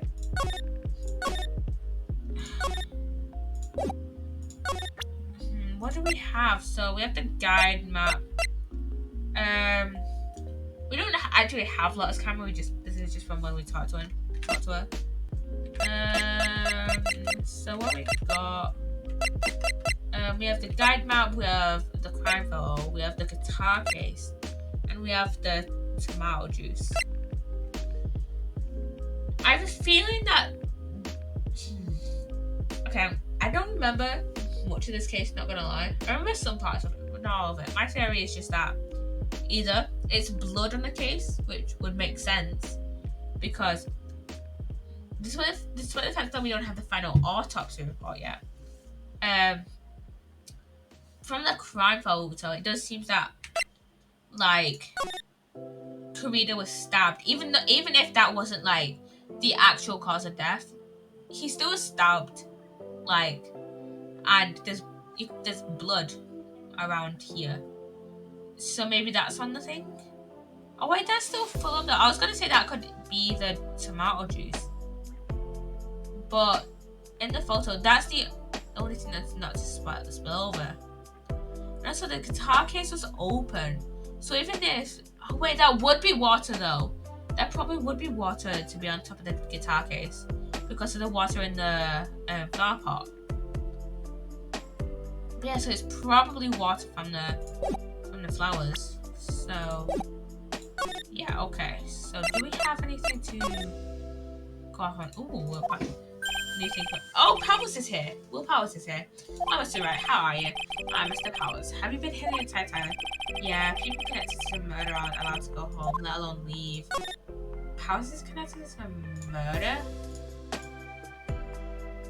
There's no way Powers is connected to murder. Like, he was a suspect to one once. And and he was with us during the time of the murder. So, can you tell me a little bit more about the Nickel Samurai TV show? Okay. The Nickel Samurai is an action hero program aimed towards kids. It's a sequel to the Steel Samurai. I see. This time there are 3 samurai brothers. Aluminium Samurai, Tin Samurai, and of course the Nickel Samurai. It's I love Y in Neo Tokyo. I see. Wait. I love what? I love why. This girl, Sayo, works at a tea shop and all the 3 guys fall for it at the same time. Oh, I guess the Y shape is like the 3 brothers colliding over this one girl. Anyway, Sayo is actually the daughter of the evil Strawberry Clan's leader. Sounds like an unusual situation, like Romeo and Juliet times 3. Yeah. Strange thing is, this sort of forbidden love story is really big with the office ladies.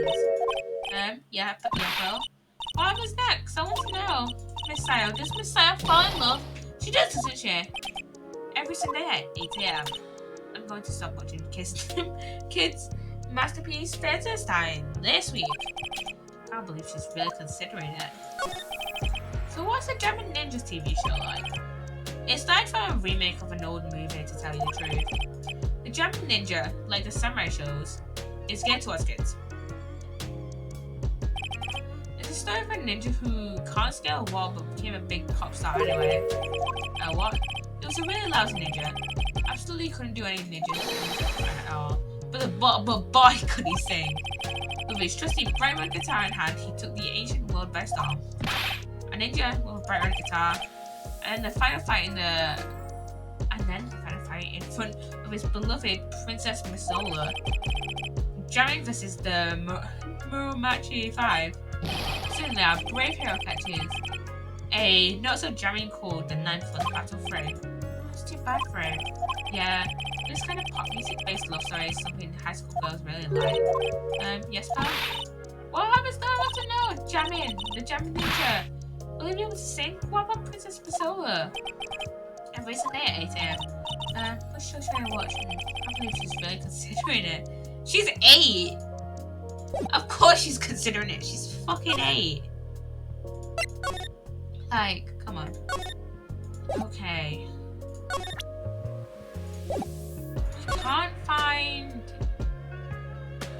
Okay. It's right and cold. Can we go into the detention center and talk more about Matt and God? Crumple. Dude, I know it's for money around, but it's not if I buy anything there. It's not because it's not for sale. Anyways, it's the fucking... Oh! Okay, let's just go back to the hotel.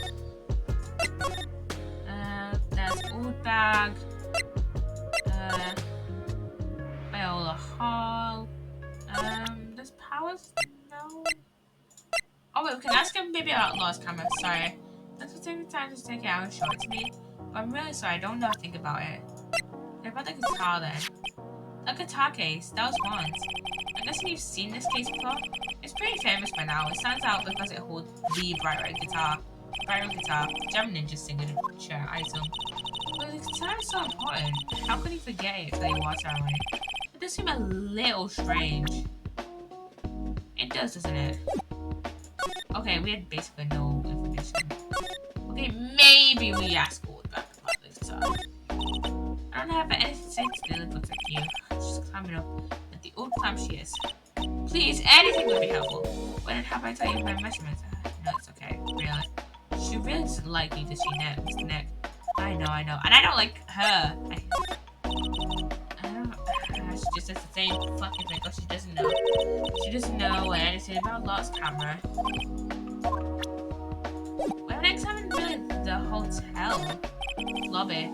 It's a stage they were going to use for the post-ceremony stage show. After the show, there was supposed to be a press conference, but Mr. God himself didn't seem to know her. How does the person who's supposed to give a private conference not know about it? Maybe Adrian was supposed to tell him about something. I don't know. These cameras belong to the press that came to cover the conference. They all basically do the same thing, staring at an empty stage. Seats for spectators of the post-ceremony show and press conference. But it's too bad neither event is going to be held now. A lot of people with a grand staircase always feel it's enormous. Right now, the only thing filling this enormous room is anxiety about the murder. I really hope nothing else bad happens here. This is like, what, the second murder to happen at this hotel?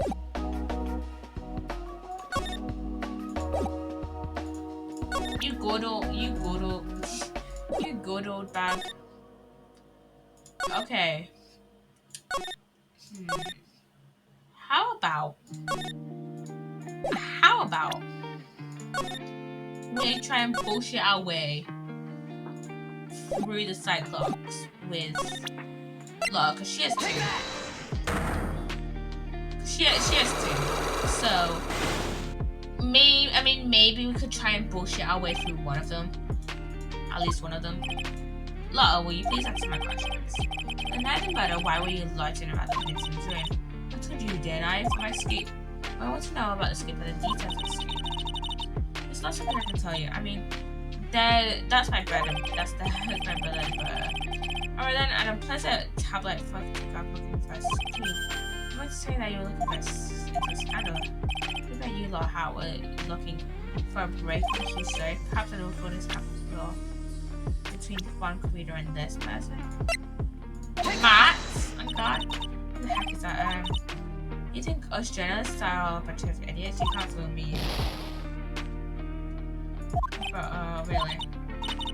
So, who is this person? If you're such a pro, why don't you do your own research and figure it out? That's right, shall we? Could it be between Adrian? It's the only person I can think of. This woman. She's Adrian Andrews, Matt and Guy's manager. The Nickel Samurai's manager. Caught secretly making team with the rival, the Gem Ninja. It would be the hottest story of the season, wouldn't it? You're pretty good at this guessing thing, Mr. Live. No, it's going to play Simon.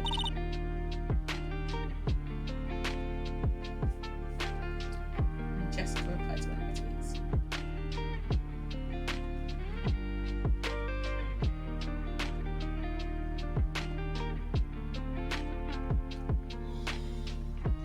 But you can't just make up any old thing and think you'll make papers. You gotta have backup. Backup? Yeah, you gotta have that what's called news source. You mean news source? That's it. So show me something that shows me that one guy had something with Miss Andrews. Something with Miss Andrews. That's the knife from her room. Well, from Matt and God's room specifically. We don't have enough evidence. I think I have enough evidence yet. I should investigate and gather more clues before I try again. So we gotta find some proof that Angard had. That not Angard. Karida had something to do with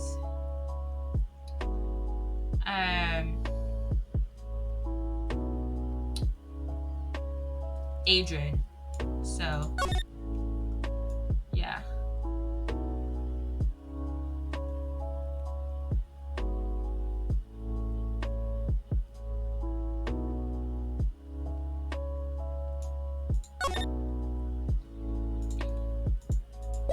I mean, we could bring up the knife. Is that not gonna lie? But the camera might have been lost. Let me see. Can we? I don't know. Let's move back into Karida's room. Not for fuck's sake, going to the wrong room. Let's go to Angard's room. Examine.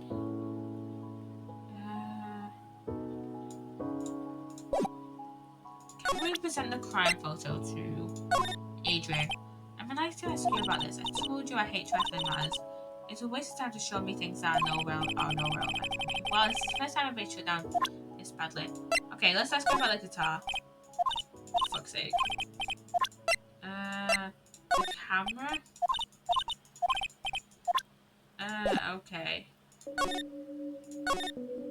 Maybe if we can ask Gumshoe, he's in Karida's room. The guitar. What do you tell me about this guitar case? Oh, this is just what I heard about, but that's the Jamming Ninja's signature item. The guitar case? No. What do you take me as? I mean the guitar inside, of course. But the guitar is missing. Yeah, we looked for it too. It's not normal for a person to forget to bring their most famous item to an award show. It's starting to sound like that red guitar is related to this case after all. There's nothing special I can tell you about this, pal. Look, pal, we don't have a lot of time. Why don't you show me something more important? If Miss Van Carmen saw me here like this, I'd have to switch sides real fast. Okay.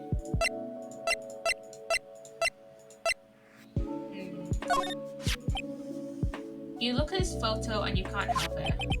It makes sense you want to say, I can't believe this is a scene of murder. Stabbed with a knife with a struggle. I I genuinely don't think that the knife was the actual murder weapon though. Like, I don't know how capable butter knives are of being murder weapons. A clue is sleeping in this photo somewhere, I know it. It's the knife. It's the knife, I know it. That's a lot. Maybe if we try and talk to... Let's save again.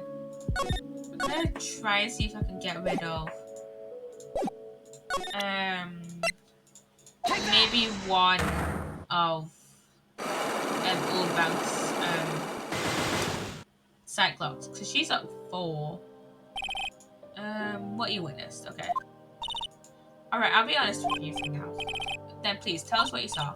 Well, I'll wait, and here I have a perfectly good chance to have a little fun at you young'uns' expense. I am a little devil after all. Doesn't that imply you aren't a good person? I'll give you what you want. What does she want, though? Picture of the murder? Young guys lie at you. Well, yes, but... And forget it, there's no way I'm telling you. But why? I am a little devil after all. Doesn't that imply you aren't? I'll give you what you want. What does she want? This? So, yeah. Ah!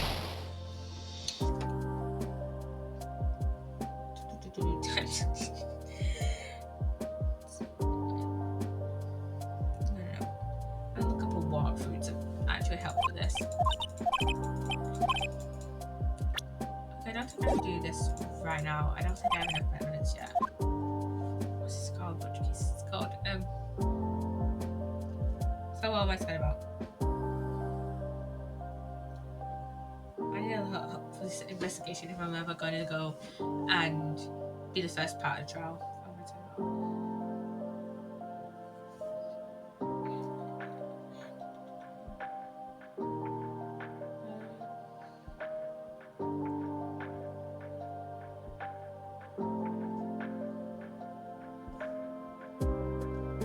Okay, let's talk to Gumshoe more.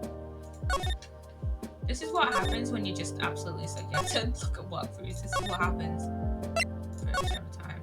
Okay. So about this wine glass, I actually noticed it how the whole crime scene was a mess, but this glass was the only thing that was untouched. You noticed that too, Detective Gumshoe? No, actually, Miss Von Karma noticed it first. Yeah, Pearls noticed it before me too. Hey, wait a minute. So does that mean that Miss Von Karma's here at the hotel? If she's around when you're going to be in some trouble, pal, especially if she catches you in it. Well, you can bet the instant I see her, I'll be running the 1,000-meter dash. What's that beeping noise, isn't it? Oh shit, it's the radio, isn't it? I've heard the sound of someone before. It's Miss Von Karma. Oh no. Oh, it's Gumshoe's phone. Never mind. Huh.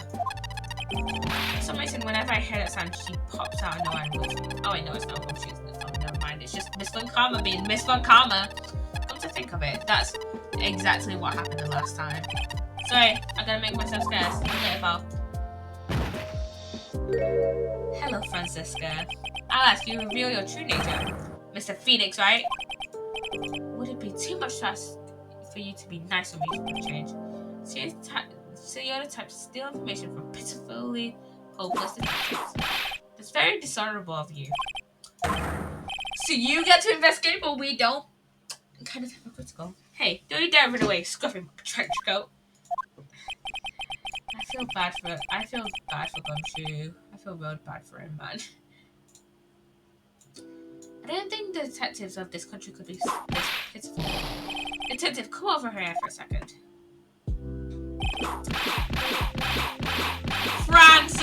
Francisca, please.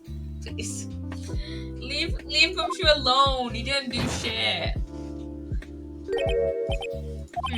I feel bad knowing at least you are man enough to face your punishment. You're so scared you just wasn't on the spot. It's Phoenix, right? You have starred my perfect prosecution record. It was bound to happen eventually, Francisca. I'll never forget that. This time, victory is mine. Victory is yours. Is that all this means to you? What? Come, Scruffy. The investigation briefing is about to begin. Yes, sir. This isn't over yet. I swear on my family's honor. Now what did you fail me now? What is this? Well, I guess this means I've gotta get back to the precinct now, pal. If you ever need me, come down to the Criminal Affairs Department, alright? And if you can, try not to let Mr. Karma see you. What the fucking hell is this?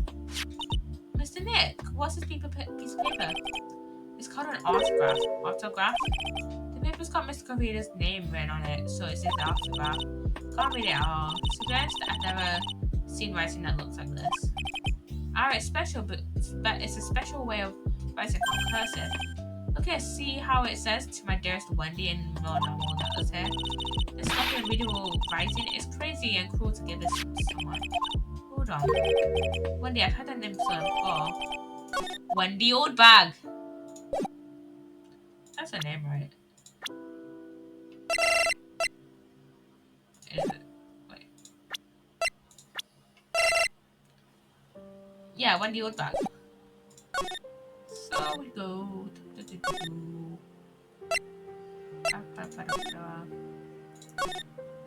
can at least get rid of one of her things. Options.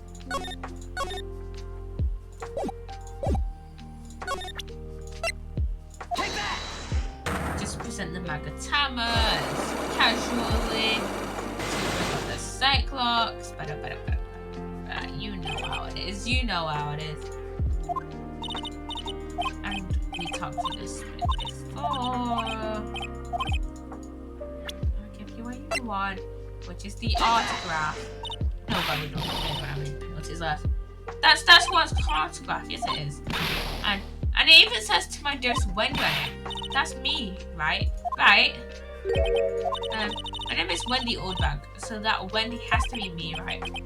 Well, it may say Wendy, but somehow I don't think one had this Wendy in mind when he signed it. Oh, please give it to me. Let me have it, please. I can't let you have it just like that. Yeah, I know. Then how about an exchange? Oh! That got rid of 3 of her Cyclops. Holy fucking shit. Well, she must really want this autograph. My effort isn't good enough for you. Fine, Mr. Right, you win. Wendy Oldbag, ready to open. Put her on my phone. Let's got rid of all her Cyclops.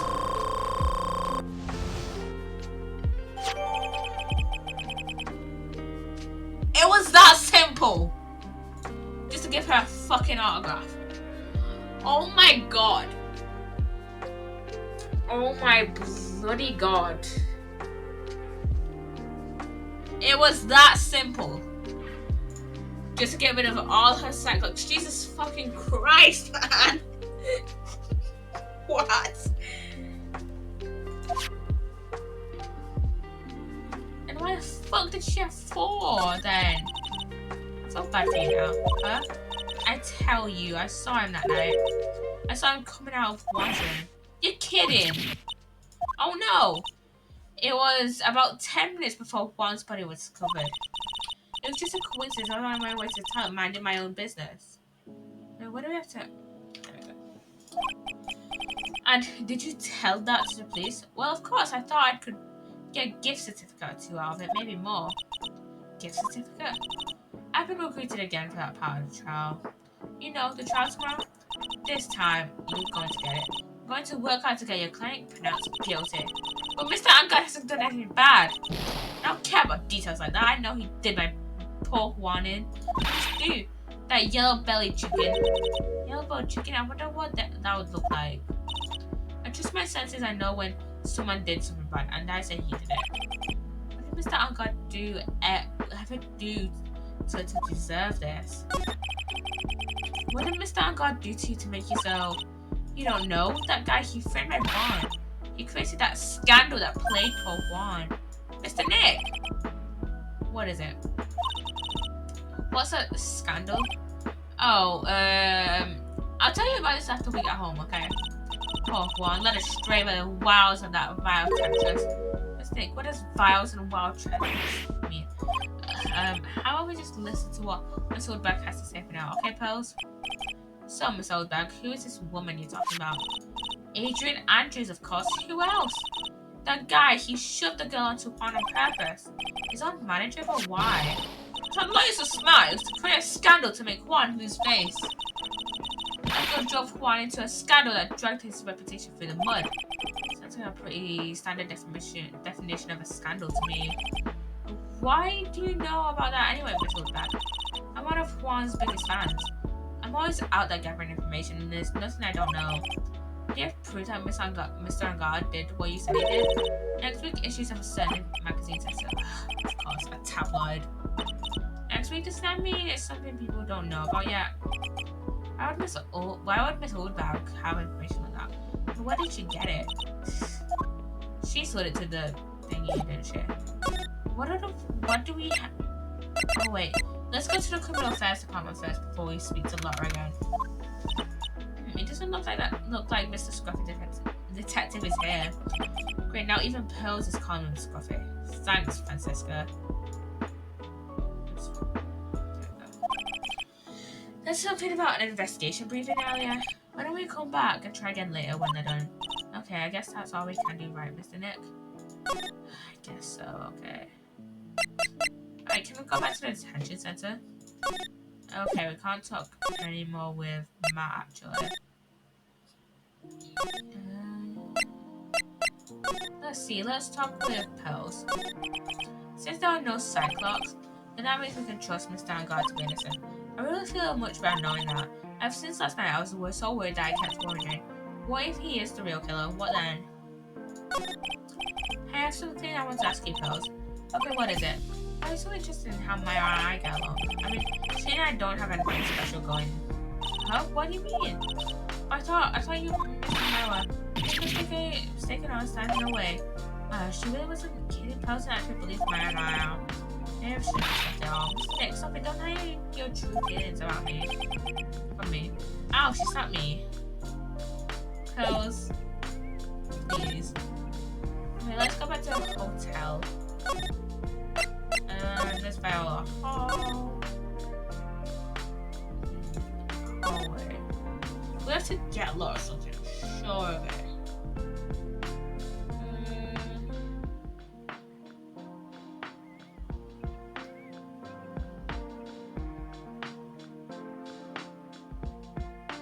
Wait, shit. Okay, we have to talk to Powers again. Hey, that's Miss Andrews. She's Matt's manager. Actually, I was interested in her for a little bit. Just a little. So Mr. Power likes this type of woman. What do you know about Miss Andrews? Well, see, here's the thing. I don't really know her, you know? There's sort of a small rumor going around her about right now. A rumor? If you're interested, that would be good. So I know. I need to sneeze. He's so happy he looks like a lion that just found his next meal. Tell us what you know, Powers. Would you mind telling me about this gossip? So you are interested in it. I think you would be. Yeah. I have such a weakness for celebrity gossip too. Oh really? You too, huh? Yeah, so take a look at this.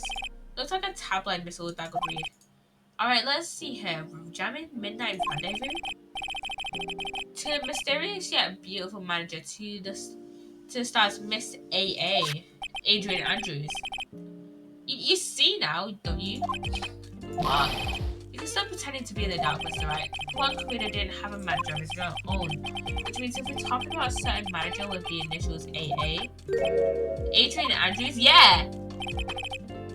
This is big news, but seems kind of odd. That woman, Miss Andrews, together with the biggest rival of her client, it's that wonderful thing that can only happen between two people. Mr. Powers looks so happy. Plus he's just following along, not having any idea as to why he's smiling. Well, like the saying goes, one man's garbage is another man's treasure. Do we now go talk to Laura? I feel like now it's a perfect time to go back to Laura. And get rid of her last sight log. Oh shit, wait. Bye.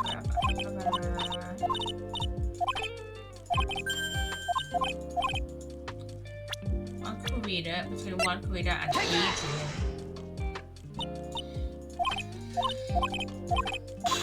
Okay, we got rid of the first sight log. Back up, blah. We have that something. Now we have that evidence. We have that evidence, which is this magazine. No! Shit. Okay. Send the magazine again. We do have evidence. Okay.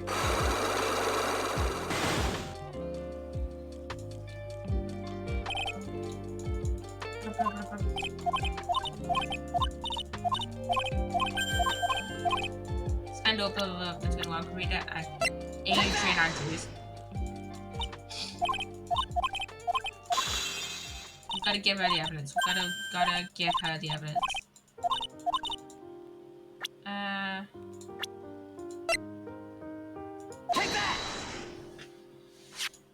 This is the article from a certain weekly tabloid, Jamming Midnight Rendezvous. To the mysterious yet beautiful manager to the stars, Miss AA. Mr. Karita didn't have a manager of his own. What's more, his rival, Mr. Angard's manager, Adrian Andrews. She has the initials AA. We saw this article and then thought to take some pictures of it as proof. That's why you were lurking around Mr. Karita's door last night.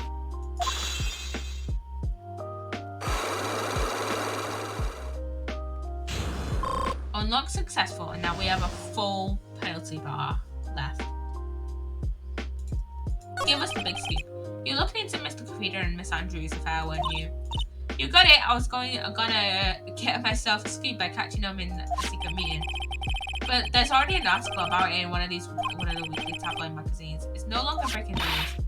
What did you say? Initials are AA? What kind of vague news is that? There ain't no proof of nothing. People are just gonna wanna see real proof. Well, at least I do. So that's why I was doing. Getting photos. Oh. I'm gonna whip up the reader's interest with some gossip and a little misleading. Then spice it up a little and have myself an exclusive story. Oh Lord, nice journalistic integrity you got there. I already finished up writing up my special article, you know, but the paper I wrote it on, my note to myself, is gone. Your note to yourself? It was inside the case of my $600 camera. Then don't run off together. I came for my big story. I didn't come here to have my treasure disappear on me. Yeah, I understand. It's enough to make a girl go bonkers, I tell you. What's with people now, anyway? That's why I'd see the day when someone done steal something from me. You really want that note back, huh? I've got no idea why, though. The story on that note is probably a bold-faced lie. Okay. How did he know?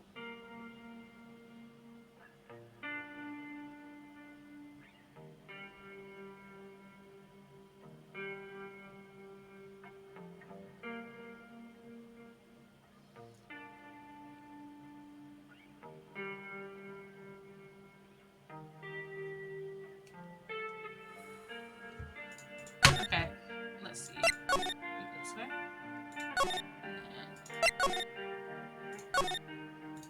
Do you have anything left? No. Okay, can we go back to the notepads now? Oh, yes, we can.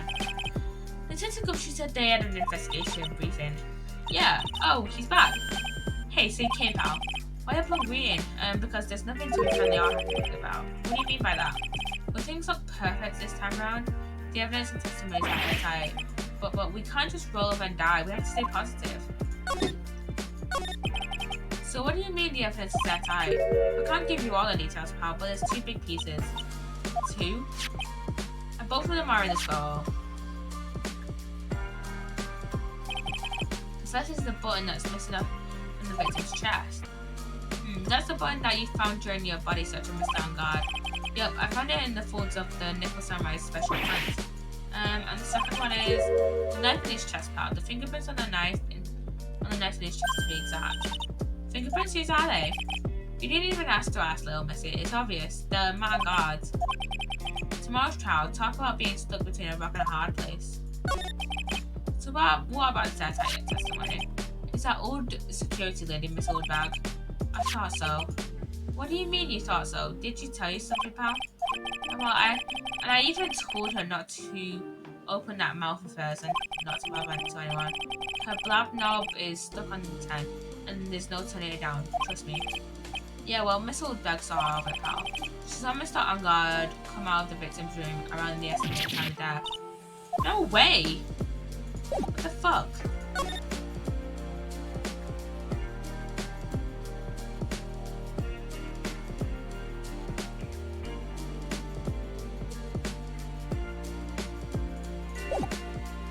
It was presents me though. I'm sure. We're pretty interested in this bit of gossip ourselves.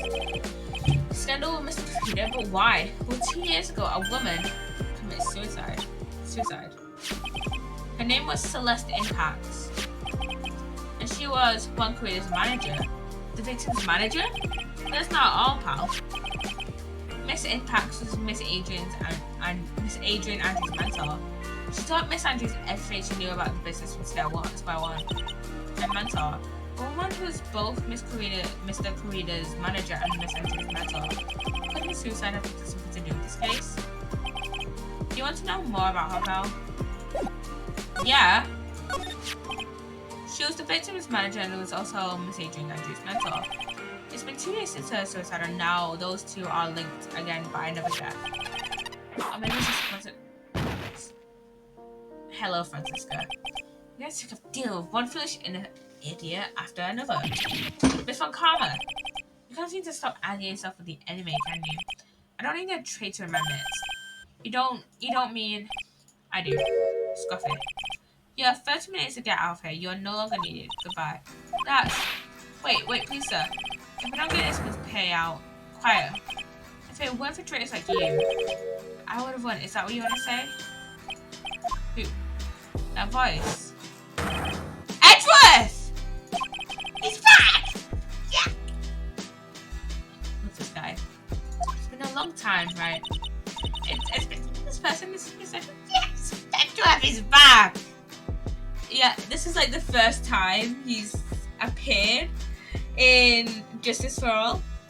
In the last case, he's back. Love this guy. This person is Mr. Edgeworth. What are we going to do with you? Still blaming others when things go wrong? You haven't changed a bit, Francisca. You. How dare you show your face to me without a shred of shame upon it? You soiled the Von Karma name and dragged it through the mud. You even ran away with your tail between your legs like the ill-bred dog you are. Are you talking about the Von Karma family creed to be perfect in any way? Then let's hear it, Francisca. How are things going? Here you are having a rough time maintaining perfection in this country. You seem to be getting crushed in the way of it all. That's why I came back. Keep your assumptions to yourself. I haven't given in yet. I won't lose. You've lost once. You've lost like several times, Francisca. This case is mine. I'll never hand it over to you. Never. Mr. Phoenix, right? I'll see you tomorrow in court. It'll be a clinical lesson on the meaning of total victory. Still the same wild mess she always was. I thought you, the prosecutor Miles Edgeworth, had gone and died. Mr. Nick! I never wanted to see you again. I think that's enough of a warm welcome for someone you haven't seen in a year. Are you going to run tomorrow's trial? You heard her, right? The one man hasn't given in yet, it seems. So, no, I don't think I'll be making an appearance. Your hatred for me is quite unhealthy, not to mention one-sided. But I will say one thing. You can't win on your own at the trial tomorrow. What is that supposed to mean? I'm so bit definitive than you are. Working together is the definition of teamwork. It's the power to find the truth. The truth? In order to understand this case, you have to understand a certain truth. Well, if you ever feel there's need for my assistance, it is available to you. I'm not in charge of this case, so I can be a bit more generous with the information. So what is going on inside his head? lot of things may have happened, however. However, Manfred von Karma was still my mentor, and a perfect win record is proof of von Karma. 1 year ago, we could not establish guilt in a few cases. Now was losses the reason you suddenly disappeared from the prosecutor's office? Did you leave because you had lost your perfect win record? To think your motivation for prosecuting trials was so selfish. It'd be better for everyone if you never came back from the dead, Edgeworth. That's a bit harsh. I see, then let me ask you something. Why do you stand in the courtroom? What is your reason? Well, with Francisca, she always says, I'll defeat you this time, the instant she sees me. But the courtroom is not a personal battlefield for prosecutors and lawyers. I stand in the courtroom to defend my client, to save their lives. To save your client, you say. Those who think only of their own ego-driven goals, those kind of prosecutors are reprehensible to me, even if you're a prodigy. For someone like you, Edgeworth, it looks like there's still a lot you have to learn. A lot after you learn, me? Well, that's enough for you. The time when you will see is coming soon. Okay, do you have anything else to talk to Edgeworth?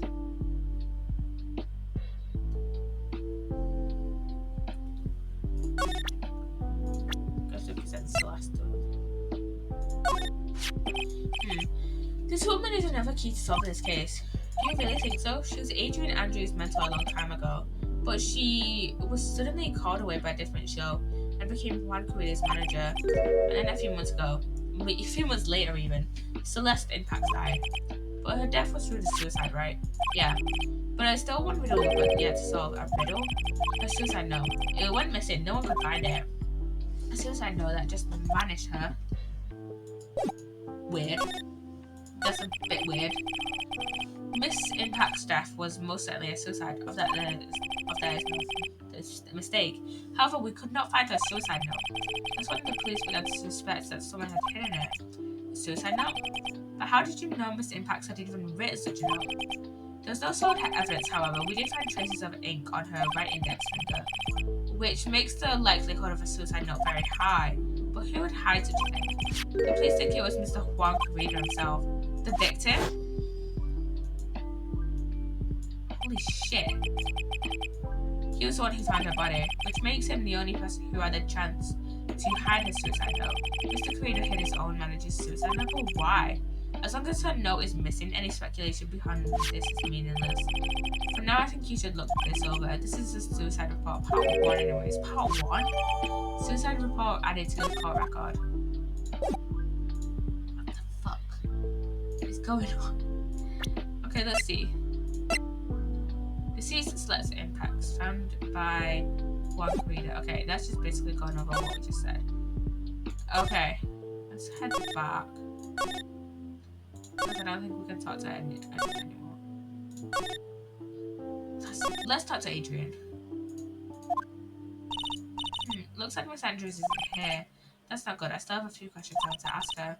And she still has that cyclops on her. Right, shit, she's a cyclops, yeah. But we don't have much of a choice. I guess we'll have to come back later. Can I go in? Can we read this room? No. Okay. What do we do then?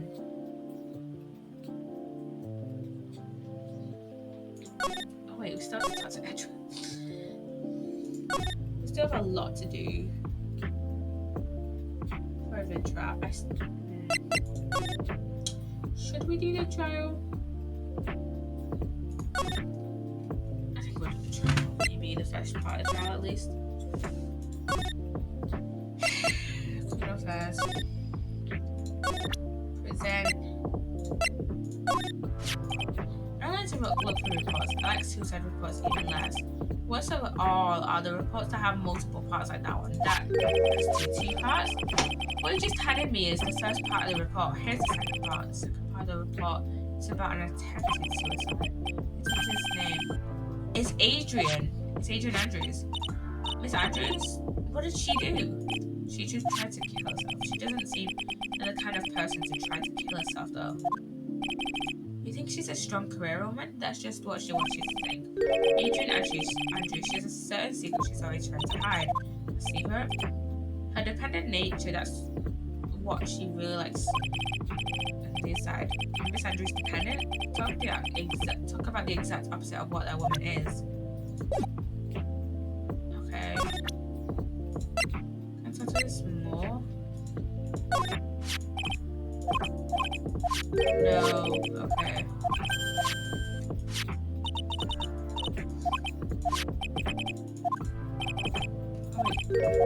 Wait. Oh no, am I supposed to talk? Talk. Dependent nature. What's this about Miss Andrews having a dependent nature?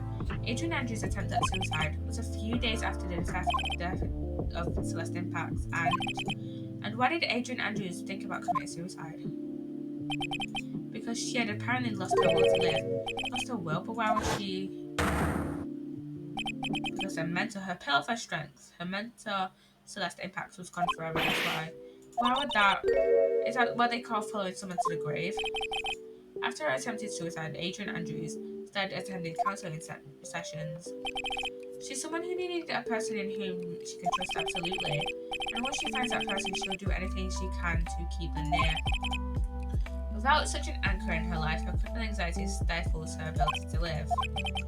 And that's the nature of her dependency on others. When Celeste Impacts suddenly commits suicide, the world behind her turned pitch dark. That's according to Adrian Andrews' hell. Then that means her super confident attitude. It's all a facade. She's only copying her mental behaviour to hold herself together. How terrible. Can we talk to him more about this? Appearances can be deceiving. It's such a cliche saying, but it's cliche because it's true. Miss Andrews is sitting there behind the unwavering brave front. She's been hiding this weakness in her. I don't think we can talk to Edward anymore.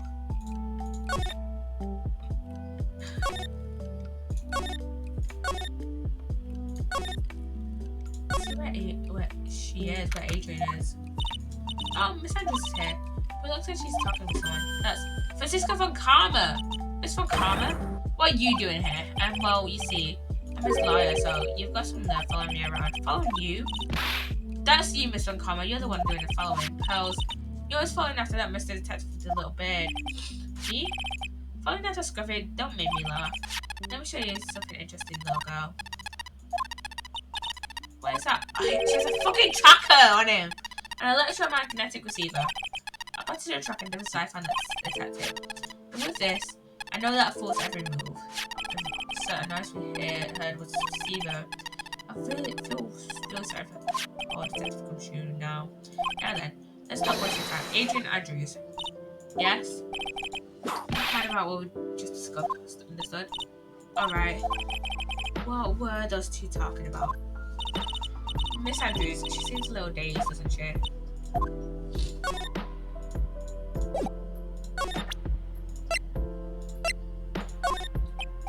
I'd like to ask you about this. I told you I hate talking about this. It's a waste of time.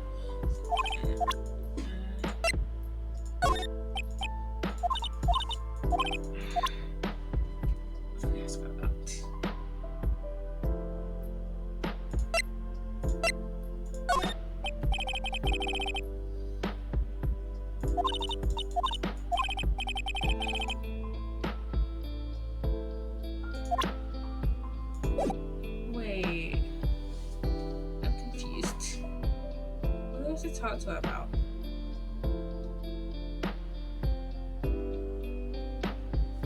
Because we just presented. Where's my camera?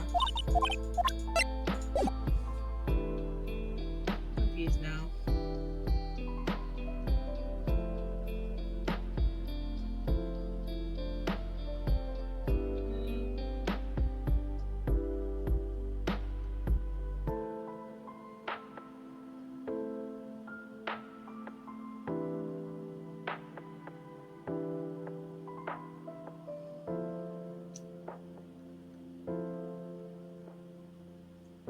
I'm utterly confused with what we do.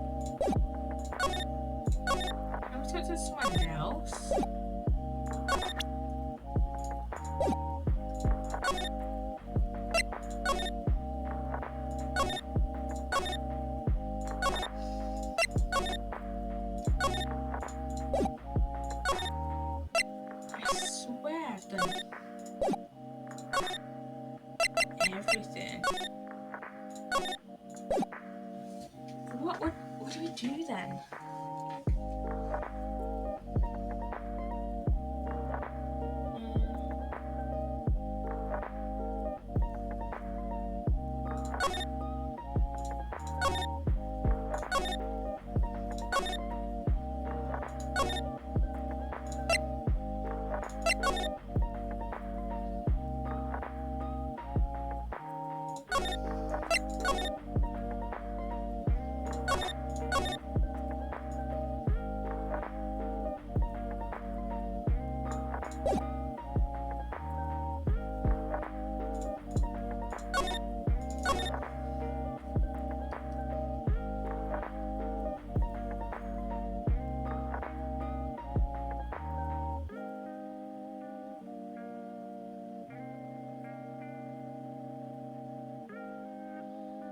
I am so confused.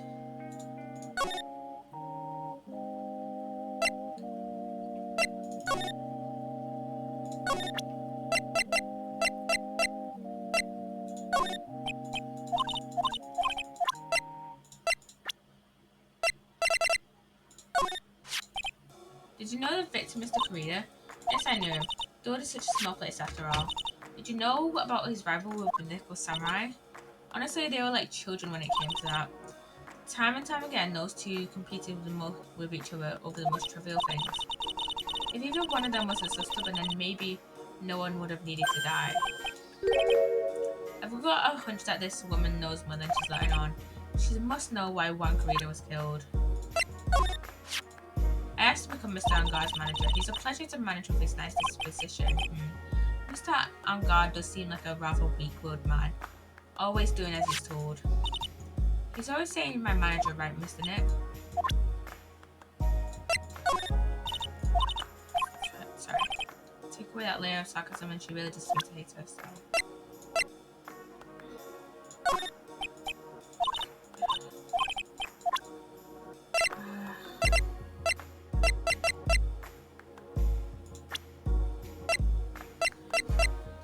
I swear I've done everything out right, though. I'm utterly confused on what we have to do.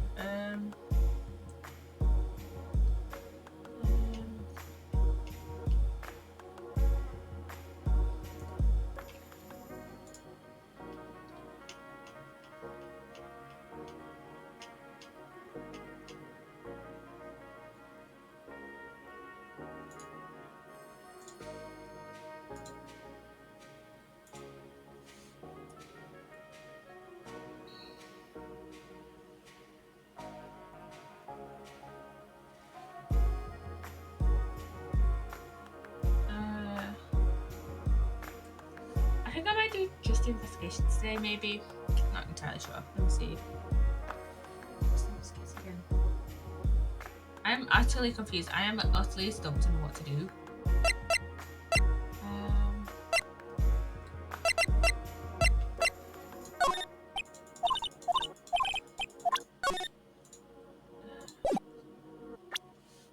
Oh, my turnabout.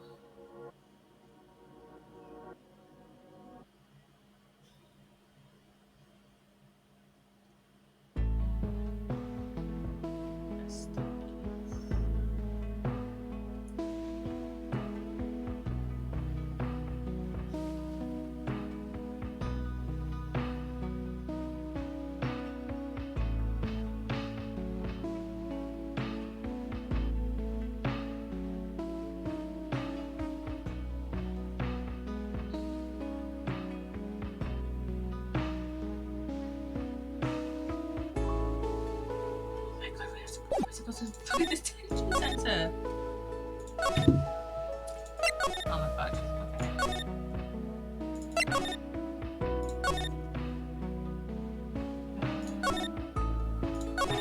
Not there. For some reason. Not there. There. And then detention center. Then YouTube. That's my manager, did you meet her? Yeah, what did you think? Strong woman, right? And she takes good care. Such a mama's boy.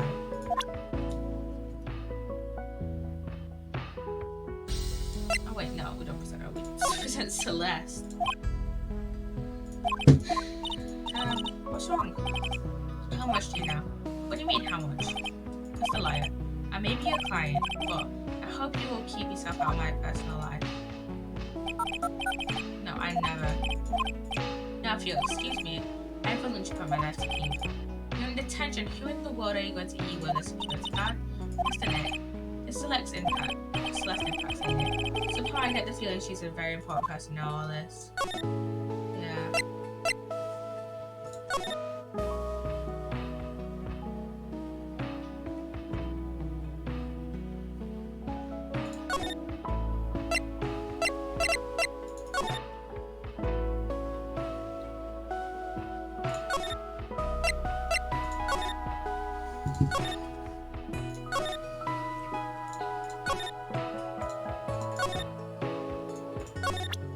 Do we now present Matt's profile?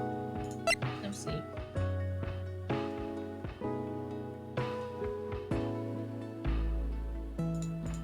Wait. We just had to talk to her. We just had to talk to her. Oh my god. Do you have any ideas as to why Mr. Creeder was murdered? Why would you ask me such a thing? I'm just doing my job, so do you have any ideas? There it is. A Cyclops. 4. Fuck's sake. Miss Andrews? Sorry, but there's nothing more I have to add to this conversation. Is he a Cyclops, Mr. Knight? Right? Yeah. Mr. Nick even? Yes. There's getting to be more and more of these lately. Okay, you know. Fuck. You know what we do when there's Cyclops? We save. We save. Okay. I think we have enough. I think we've done enough investigating to present them at the camera.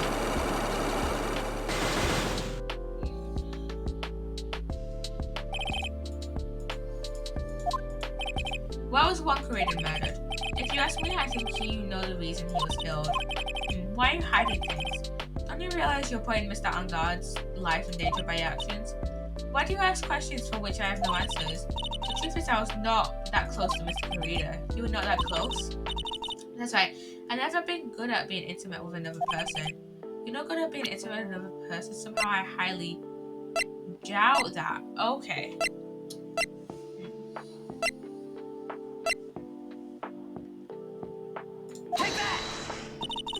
I'm very bad at connecting with people. They're so depressing for the most part. I especially dislike people romantic individuals. Yes, well, that's why I don't think I could ever be intimate with you. So I'm guessing she's saying I'm both depressed and stupid, but I'm certain you are very close to the victim. Say that all you like, but you still don't have any proof.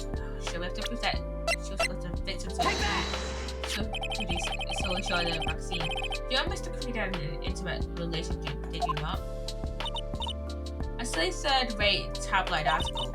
If you even had half your wits about you wouldn't believe such rubbish. Well, it seems quite a few people have already bought the story. As to be expected in a world filled with crooks and liars, no self-saying on one side. In any case, it despise interpersonal relationships. I see, however, what if there's a need to you to get close to someone? Me? Need to get close to Mr. Creed as if there was ever such a need. Do you need to get close to Mr. Creed for this person's sake?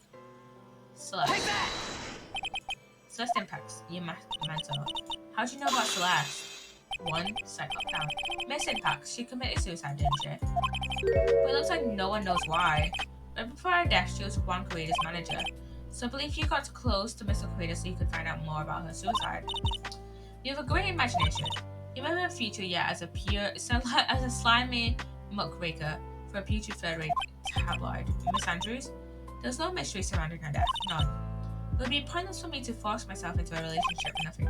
So for the truth was there really no mystery after all. I don't believe you are completely at ease with the way her suicide resolved. Get a hold of yourself, huh? If you want advice on anything, there's no mystery. It would be pointless for myself. Is that really true? What's that?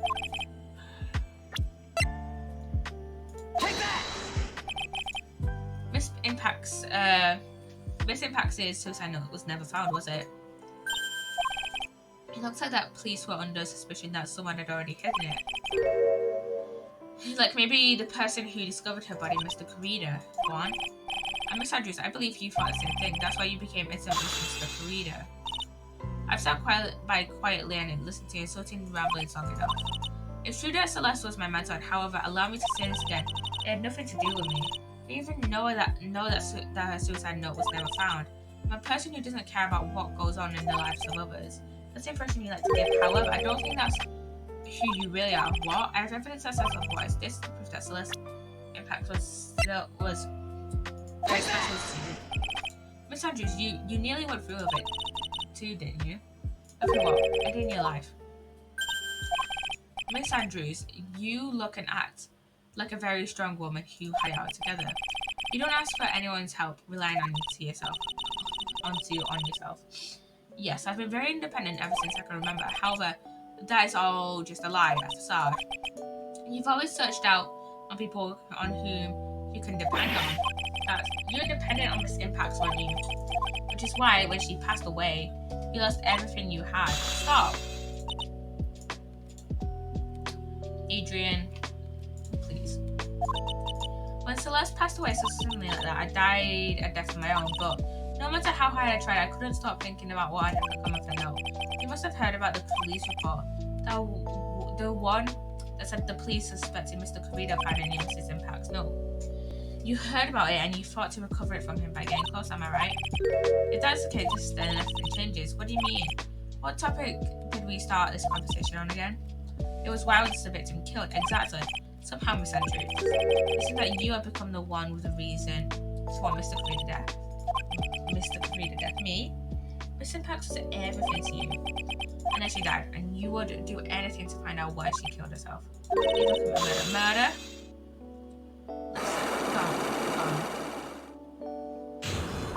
Unlock successful, yeah! Motive for murder. It's true, I'm a woman who can only live in insecurity. I'm physically small and I don't really have a lot of self-confidence. I've pushed against all that though. I've tried to live... I don't remember what I said. I never wanted anyone to find out the truth. Miss Andrews, this one thing is the one thing I wanted to take with me to the grave. It was my secret, mine and mine alone. I'm sorry. You probably think I'm a worthless human being right now, don't you? Please, Miss Andrews, all I want to know is the truth. After Celeste passed, I heard that someone had hidden her suicide note. And that someone was Juan Corrida. Celeste, without her, I became scared. Everyone seemed like they were out to get me. So you got close to Mr. Corrida to recover her suicide note, correct? Looks like that tabloid reported the truth after all. Ironic, isn't it? Well, like I said, where there's smoke, there's fire. And if they purposely added fuel to the fire, they would keep the celebrity world burning. But as far as suicide note, I didn't and wouldn't kill anyone for it. It just doesn't suit me, that's all. Well, that's enough for now, and I still have work to do, so understand. Now I have one small favor to ask. My attempt is suicide. I'd like for you to keep it a secret. Miss Andrews, if people find out about my weakness, I would sooner choose to die than live. Alright, I understand. We'll keep it a secret. Miss Andrews, I guess she's the overthinking type. She probably never says anything without carefully thinking it through first. Thank you for your discretion. Mr. Nick, can I ask you something? What is it? Miss Andrews has been playing with that card in her hand since a while back, which we noticed earlier. That card? Well, yeah, I guess she has. Miss Andrews, what is that card you're holding? Huh? Oh, this? I don't quite know. It just suddenly appeared in my handbag. What is it? It looks like a seashell. That's what it looks like, doesn't it? I honestly don't remember owning this card. I wonder where I picked it up from. I don't remember it something clearly. It sounds like it would be a rare occurrence. So I must be off. I leave this on guard in your capable hands. Okay. Well, I think we've gathered about all we can. What about Mystic Maya? Is she alright? Oh, Pearl, she looks so worn out by all this. She hasn't slept at all and has been walking all over the place with me today. What's wrong, Mr. Nick? Let's go back to the office for a little while. You're really tired, right? Oh no, I'm okay, really. I'm fine. I really am. You don't look fine to me. Let's start heading back to the office.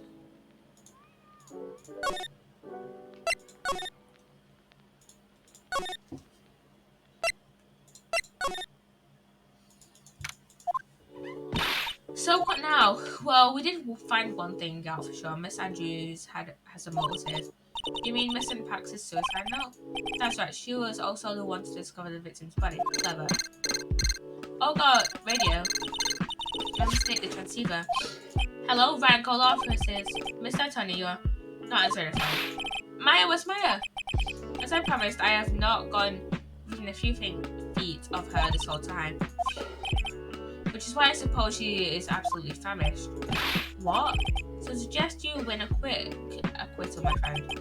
At any cost, wouldn't you agree? Wait, Maya, let me hear her. Very well. That's fine. Maya, is that you? Sis. That's my sis. Maya, damn it. He cut me off. Missing Maya said, ask my sis, didn't she? Sis? What does she mean by that? Mia! Ask Mia! Come on, Phoenix. You're a hopeless one. I'm sorry. Mia! It's Mia! Mia! I have a message from Maya, so come ask me anything you want about her.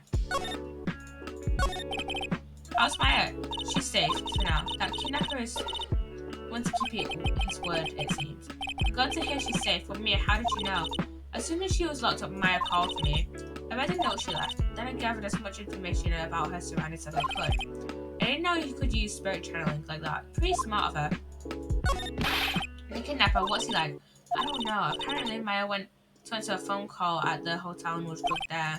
And she didn't see the face of her attacker. Maya's locked up in a very dark place right now. I'll tell you everything I heard when I was with her. When you were with her?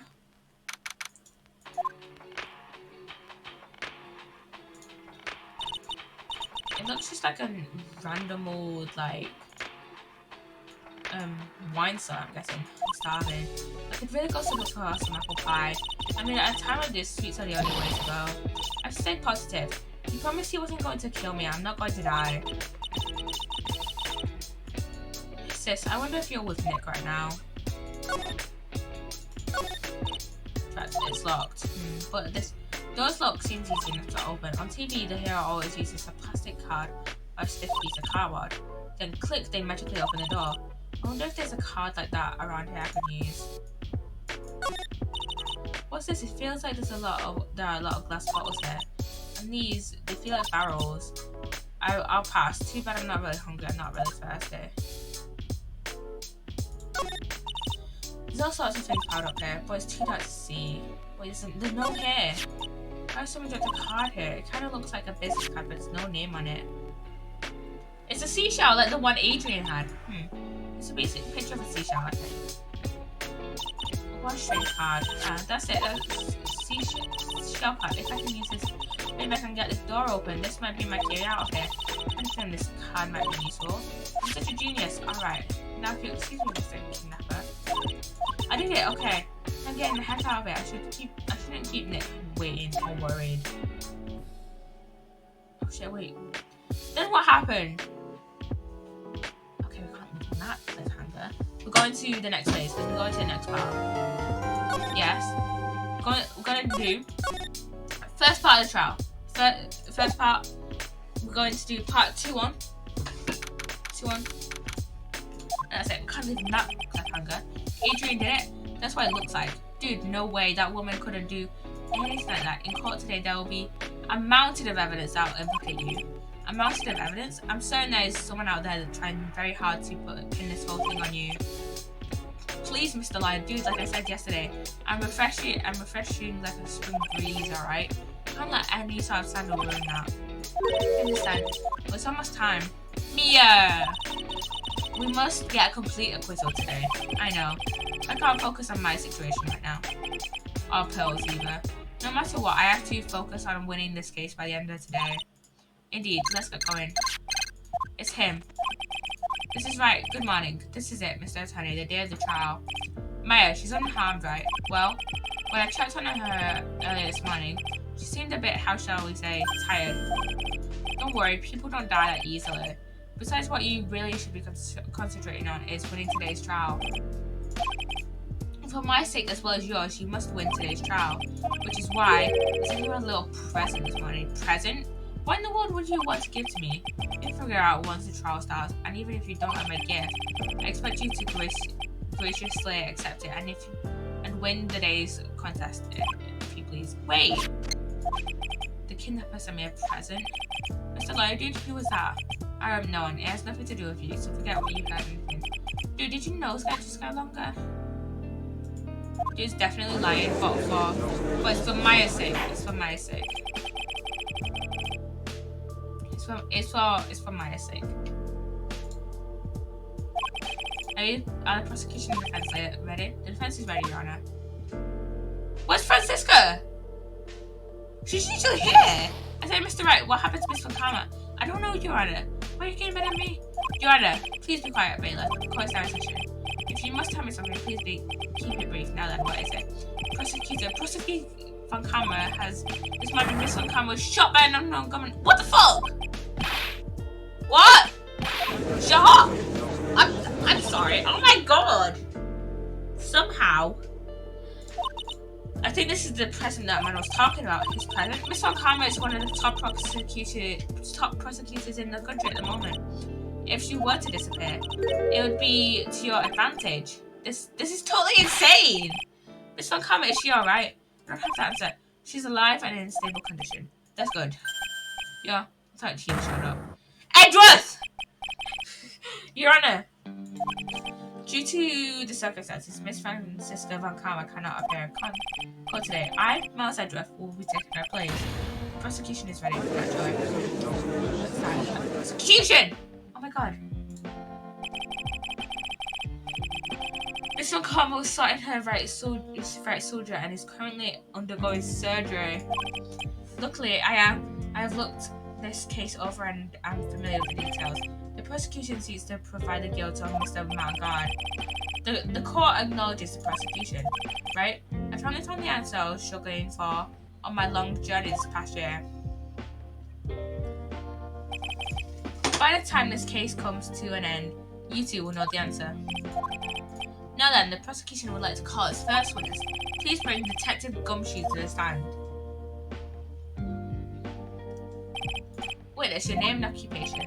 My name is Dick Gumshoe, sir. I'm a detective down at the precinct, for now. After this trial's over, I'm supposed to tell you my badge, sir. Detective Gumshoe. The prosecution has no need for a depressed witness. Lift your head up and face forward like a proud officer, Detective Dick Gumshoe. Yes, sir. Now, let's have your testimony. If you want to explore the various facets of this case, we must start with that. Get ready, Phoenix. This is going to be one very rough fight. Yeah, it would have to be with Edgeworth as my opponent. The answer he was struggling for. Interesting.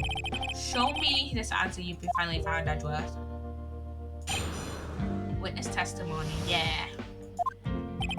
This murder happened after the Hero of Heroes award ceremony, sir. The victim, Juan Corrido, was found dead in his hotel room. After looking into the cause of death, we believe he was definitely murdered, sir. At first, we thought there was something suspicious about the guitar case. However, we later found out that the guitar case had nothing to do with the murder. After the award ceremony ended, the victim was alone in his room. Yes, sir. Both the victim and the defendant went alone to their room, sir. I see. Mr. Wright, you may begin your cross-examination. You know what we do before cross-examinations? We save. I don't.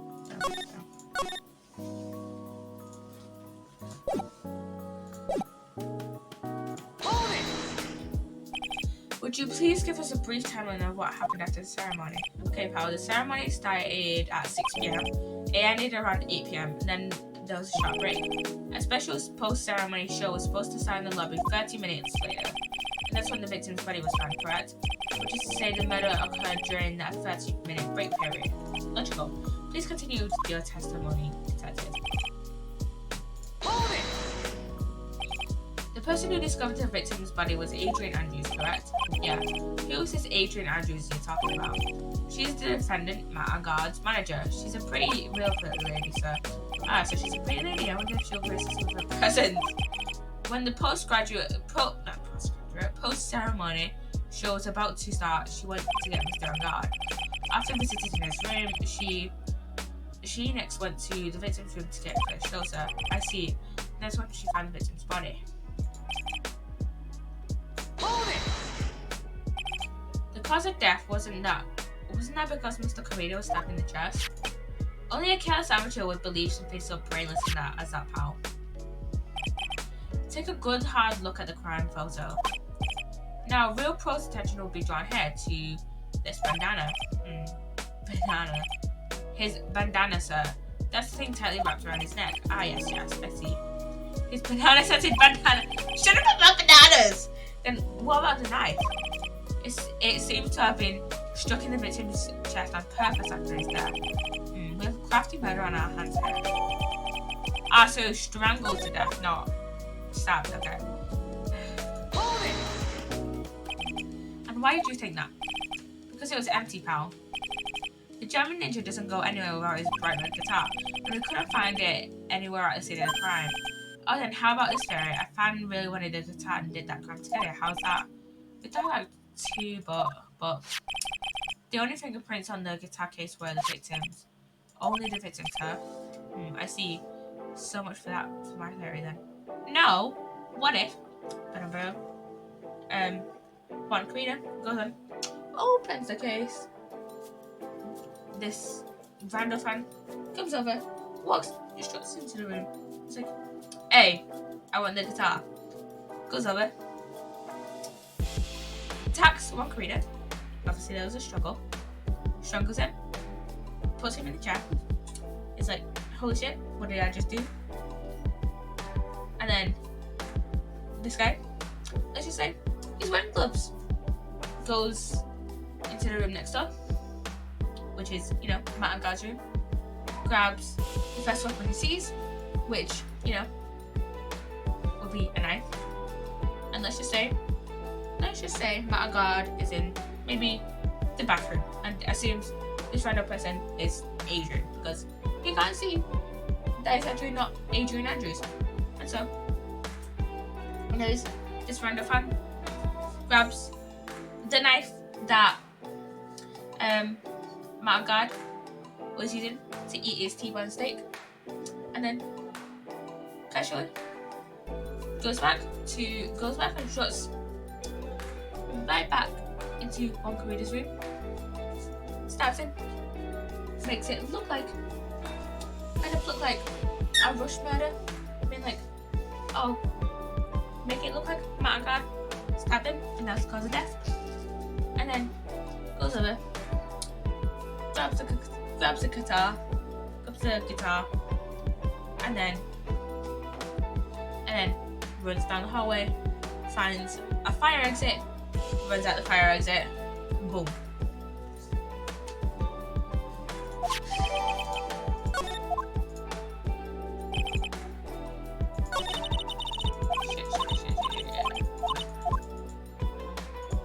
That's the last bit. What convinced you had nothing to do with the case? The guitar wasn't at the gate or at our hotel that night. Wait, what? Well, then where was it? The bright red guitar was eventually found at the TV studio. The victim, Juan Corrida, had apparently only taken the case with him, sir. So you mean he forgot to put the guitar inside the case? Yes, sir. Even when he was on stage for the ceremony, he didn't have his guitar. So that guitar case was empty even before he got to the hotel. Yeah, that's right. So it really had nothing to do with the case at all. I believe that is enough. First, the victim was choked to death with his bandana.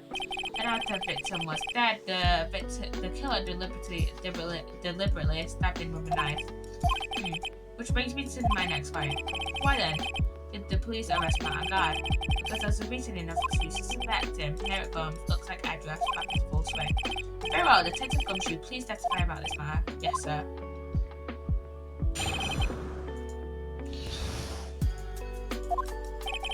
Matt and God and Juan Corrido were huge rivals with each other. They each thought the other guy was in his way. That's most of it in my book. As for evidence, there's the Jamming Ninja's blood. It was ripped off the ripped off the ninja costume and was found in Mr. God's hakama. The defendant's fingerprints were all over the knife. The defendant bought the knife for the crime. which makes this a premeditated murder. So the defendant's fingerprints were found on the knife used in the stabbing. It was sort of sticky. It was sort of sticky on the handle, so the fingerprints came out pretty clearly. So. And there was this button that was found in the defendant's clothes, wasn't it? Was it? And is this button also covered in blood? Yes. And we know that the blood on it is the victim's blood. What? All this points very clearly to the defendant, doesn't it? Yes, it most certainly does, Your Honor. Ready to give in yet, right? I'll find the hole in your argument somehow. You can press as hard as you'd like. Just hurry up and with your useless, pointless questions. Yep. Pointless questions that lead to pointless nowhere. Shit. Well, we all know what we do before a examination. But in terms of popularity, Mr. On-Guard won, did he not? Yeah. But you know what's ironic, pal? Juan Corrida was always one step behind Mr. On-Guard and everything. This year, it seemed like he'd finally caught up ready for the big final showdown. But Mr. Corrida lost the Grand Prix in the end. That's too bad. He must have been pretty downhearted after losing. Hold it! Wait just 1 second. Mr. On-Guard was beating Mr. Corrida in the popularity polls. Well, yeah, I guess. Which means that in the defendant's eyes, the victim was not a rival at all. Which means he didn't know what to do at all. Yes, I quite agree. Well, detective? It's not, well, this is put it that way, then yeah, the defendant would have had no objection. Detective, I'm beginning to see why you were fired. No, you two, sir. Mr. Edgeworth, sir. I look forward to your pension negotiations. No! Now we're going so far to discuss his pensions. I feel so bad for this guy. Oh my god, I feel so bad for him. Like, oh god, I feel so bad for him. No, detective, let's continue with testimony. No, not my poor pension too. Detective, if you value money, I suggest you proceed. Yes, sir. We can talk about my pension later, sir. Well, about what I was saying. Hello, anyone? Hold it! Do you have any proof of that button belonged to the victim? Huh? What do you mean, pal? Let me put it this way.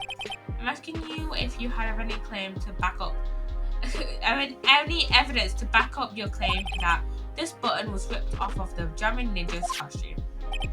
But can't you tell just by looking at it? And the victim's blood is on it. Anyone could have smeared that blood on there afterwards. Mr. Edgeworth, help me, sir. Alright, I knew it had to be this piece of evidence. That was a real thread. The button was attached to the fashion thread, officer, and that thread was snapped when the button was torn off. If you matched up the ends of the thread on the costume with the thread on the button, it's a perfect match. Yeah, that's it. They're a perfect match, pal. That's Edgeworth for you. Never misses a beat. Yep. Hold it! Yep. When was this button found? Pretty soon after the body was found, we rounded up everyone who knew Mr. Corrida. Then we did a search on them all. That's when we found the button. So it's almost immediately after the murder. The police didn't have the free time to lollygag and play tricks, unlike some people. Hey, what is he trying to say about me? Hold it! How were the fingerprints arranged on the knife? What do you mean, pal? By examining the fingerprints, you can determine how the defendant held the knife. For example, did he hold it normally or hold a hand? I was like, well, we didn't actually think of that. I can't believe this, the bumbling of this department. Hopeless. Were you paying attention to the testimony, right? The defendant's fingerprints were all over the knife. There's no way to determine how the knife was held at the moment of murder. So is the defendant the owner of this knife then? Hold it! There's no way this was a premeditated murder, even if he bought the knife. So pal, this isn't some pocket knife. It doesn't fold, so it's not great for walking around with either. Well, this is not good. If the prosecution can prove that it was a premeditated murder, we're good on Phoenix, yes. This will be very interesting about what the detective said just now. I think you have a look for it too later, but covered in the victim's blood and a knife with unclasped fingerprints. Be grateful. If the judge were more rash, he would have already pounded his stamp on closing. There's no word of trouble. Well, before any battle, you must find your enemy's weaknesses. So let's find the weakness in this testimony, no matter how small it may be. Okay, Phoenix? He didn't buy it, he bought it to eat.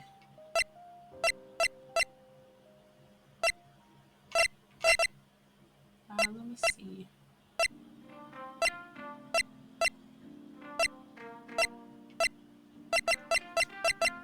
He bought it to eat with. So...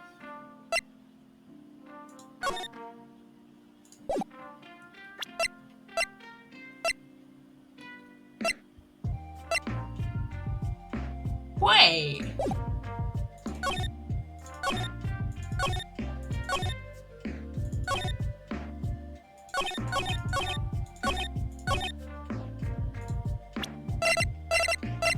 Okay, I'm gonna save... Shit. I didn't mean to press that button. Okay, I'm gonna save first, but I'm gonna present the, What's I gonna present? The autopsy report.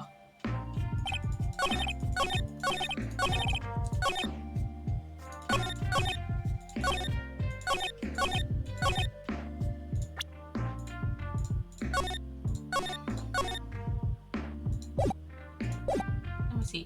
Present. That.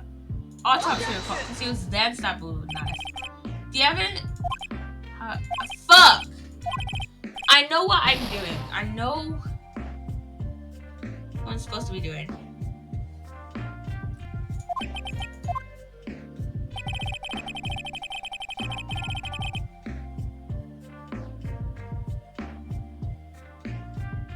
Wait. I know where I'm going with this. I know I'm going this. Wait a second. What? So the basis of the argument that this was a premeditated murder is simply that my client bought a knife beforehand. That's right, pal. The defendant did not buy this knife, huh? Take a good look at the handle of this knife and you'll see what I'm talking about. Huh? It has a gatewalker. Oh my god, I didn't realize that. It's a gatewalker seal. Gatewater seal set onto the handle. Gatewater? I think I've heard that name before. You should do. That's the name of the hotel. The Gatewater Hotel. Oh. Yep! The murder weapon was actually property of the hotel, which means this murder was not premeditated. Yes, that is very true. This is a very big... What is it, Mr. Tedrock? I'm sorry, but the defense is simply too careless. What? Your witness is too careless. I think whether the crime was premeditated or not has already been determined. How so? I admit this knife is hotel property. There's no one currently under the police force that is dumb enough not to realize this. I don't know. The question is, where did this knife come from? Why, that's obvious. It came from the victim, Mr. Carina's room. No, it did not. No, it did not. Sorry, Your Honor, but that is incorrect. The victim ate a last meal before he was murdered. Would that being the case? I'd like to draw the court's attention to what is on top of the table.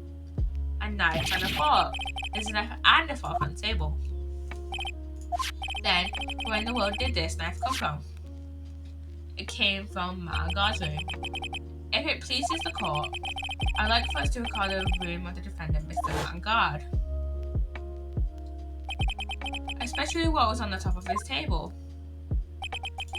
There's something missing. Perhaps it is a single knife.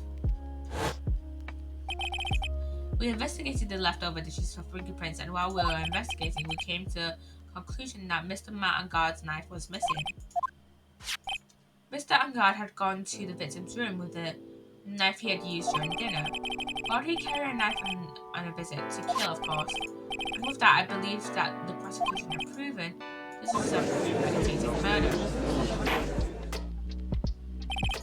Amazing, Mr. Edgeworth. Absolutely brilliant. A brilliantly clear deduction. It seems like Edgeworth had this planned out from the very beginning. This must be one of those traps that I just walked headlong into it. A murder weapon with fingerprints and a button from the victim's costume. There's quite a sizable amount of evidence here. I can safely say that any further deliberation is a waste of your honest time. Although, I wouldn't mind if the defense were to present evidence not yet shown to the court. Evidence not yet shown, he means evidence that the court hasn't seen yet. In other words, new evidence. What does the defense have to say about this, Mr. Wright? Well, Phoenix, the judge is favouring the prosecution right now. If we are doing something wrong here, that gamble of his will be ringing out to his hands of my feet. Mr. Wright, do you have anything important or necessary right now to present to the court? Actually, I do. There's one piece of evidence that catches my attention. Something that this court has yet to see, Mr. Wright. I will say this one more time. I do not feel this trial needs to continue at all. However, I am giving you one chance and only one. What the judge is saying, right, is don't try pulling one of your usual bluffs here. If I mess this up, it's curtains for all of us. Oh! Oh shit, you guys can't see this because it's blocked by my follower goal.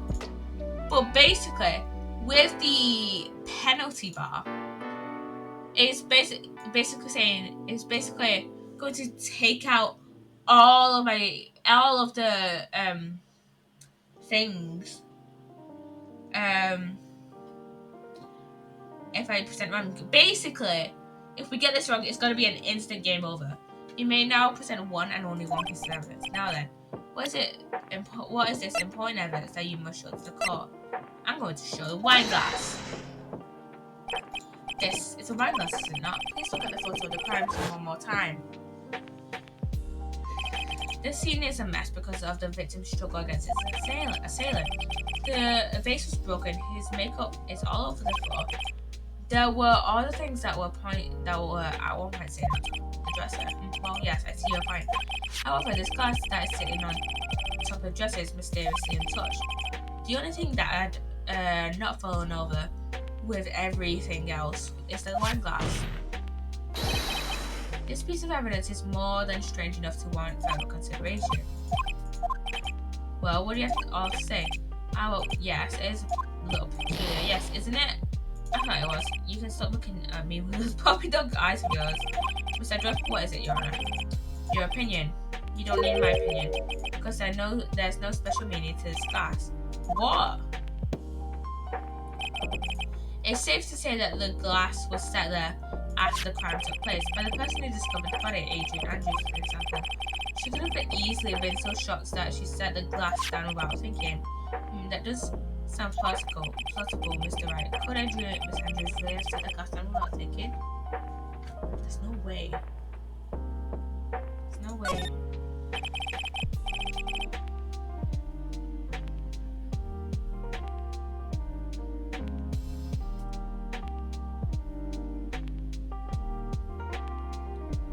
Okay, we're about halfway through this trial, I think. If I appear weak here, the trial is over. I can look for all my proof later. For now, I should trust my instinct and plan for certainty. You just might fall for it if you're thoughtful enough. The defense would like to challenge the prosecution today. We would like to see something that proves it was Miss Andrews who set the cup on the table. He turned the situation on his head again, as usual. Mr. Edgeworth, do you have any proof to back up your claim? There's no way he has any, he's just bluffing. Unlike Mr. Wright, I never say anything unless I have evidence to support it. What? You're not thinking hard enough today, right? Did you think this wine glass escaped my notice? Then, of course it had to be thoroughly inspected for fingerprints. There were only one set of fingerprints left on the wine glass. Only one? Well, whose were they? They were not the victims or not the defendants. Rather, they were one of Adrian Andrews. What? Wine glass updated in the court record. That is why I said that the person who had discovered the body had left them there. nothing there. Are we done? Hey, Mr. Right? Oh, I can't believe that's how it's a trap. Mr. Andrews probably called in a glass when she went to see Mr. Carida. But upon seeing his dead body, she was also noticed that the glass down on the dresser. What you just said makes a lot of sense. Now, do you see me right? You can't change any part of my scenario as it explains everything all too well. I thought long and hard this past year about what it means to be a prosecutor. From here on out, I will show you the answer I've come to discover. Wait a second, Miss Andrews. I think the prosecution has provided enough evidence for me to enter my verdict. Unfortunately, I cannot allow you to pass judgment yet. The prosecution has yet another witness we would like the court to hear from. Another witness? Yes. Bailiff, please bring in the next witness. What in the world is Mr. Edgeworth thinking? Old bag! Okay, what phrase do we have to question on? It was a nickel samurai, so okay. Now then, witness, please state your name and occupation. Witness, your name and occupation, please.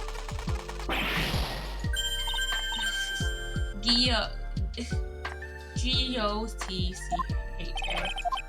I wonder what happened to that calm composure earlier. Oh, Edgy boy, it's been what, a year since we left Met, hasn't it? You should be more happy to see me. I saw the report with her testimony, but who knew that under that helm, it was the wicked witch of the wicked witch and the witness. I'll tell you, this time I know what I'm supposed to do. So today I'm going to tell you anything and everything. Even the things I don't have to do to stop the crime. Miss Witness, that terrible crime is all the cops do. Yeah. Shush, I'm talking to my dear Edgy Wedgie right now. Don't interrupt us, Scrubs. Yes, madam. No, please, by all means, interrupt her, please. Anyway, witness your testimony, please. It's true what they say. The youth are hot-headed nowadays. No, that mandatory, Edgy. No, what should I start with? The witness was on security detail at hotel the night of the murder. Is this correct, Miss Oldbag? It was a great job being able to see my dear June. Doing what? Two types of shit. It was almost too much for my little heart to handle. You mean you're a fan of the victim? Look, everyone is crazy over that Angard, saying he's cute in a fresh way or something. But not me. I wouldn't say anything so silly. After that, I have no interest in a little child that I am. I'm not interested in a real man, one Karina. Those two were the same age. Anyway, as I was saying, you have a wedding ring on your left finger, which means you're married. Bit weird. I was pacing in the front of his room that night. Very well, please tell the court what you witnessed the night of the murder. Leave it to me, Edgy Poof.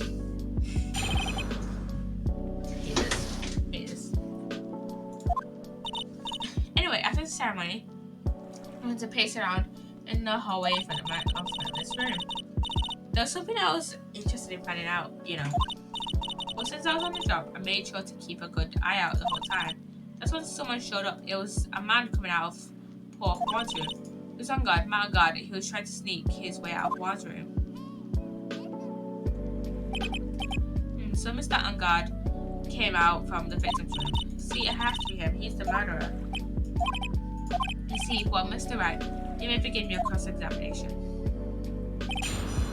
And we now say...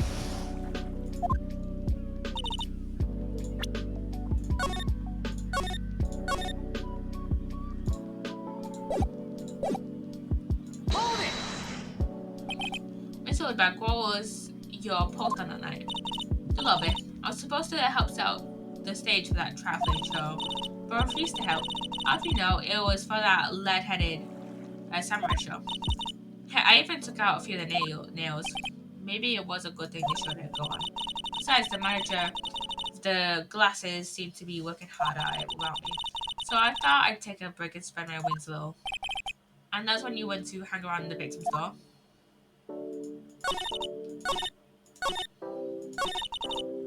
She may not remember things, I'll be mistaken here. But I don't think she's lying. That's bad for us, really bad. But that's how the human mind is. It also has a tendency to jump off topic. She strayed onto a few interesting side topics and side position. But that's what makes her a sweet old lady, right? That's because you're not the one who has to question her.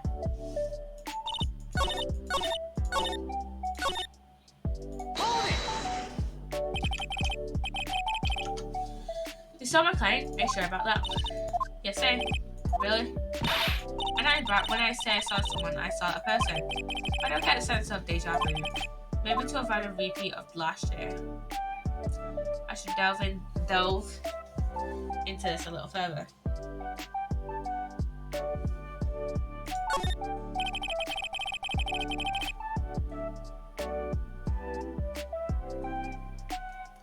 Please tell the court about the man's clothing in more detail. What a troublesome man you are. Really, as if something like that matters. But it does. Now, what was that? What was it? Oh yes, it was that thing. What thing? That guardian thing he was always wearing that racing jacket. He was wearing that at the detention center too. That thing's meant for nothing but seducing women out of their pantaloons. Men. Right. So, Mr. Wright. What's his testimony just now? And probably not relevant in any way. It was very important. Of course it was important, Your Honor. And perhaps you would like to point out what part of that testimony was important. Can you see, Edward? Your Honor, I request what the witness said about the jacket to be appended to her testimony. I don't quite see where you're going with this, but please, alright, please. Witness, please. Oh, well, I don't like to badmouth anyone without reason, but if I must. He was wearing his flash racing jacket. Just for show. I'm sure the defendant was wearing a racing jacket. What do you think? It's not like I've seen him in anything other than a purple thing. I'm sure he was wearing it. She's so sure of it herself that it's the point of self-absorption.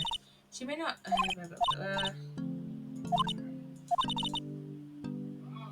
Wait a minute, that's all, man.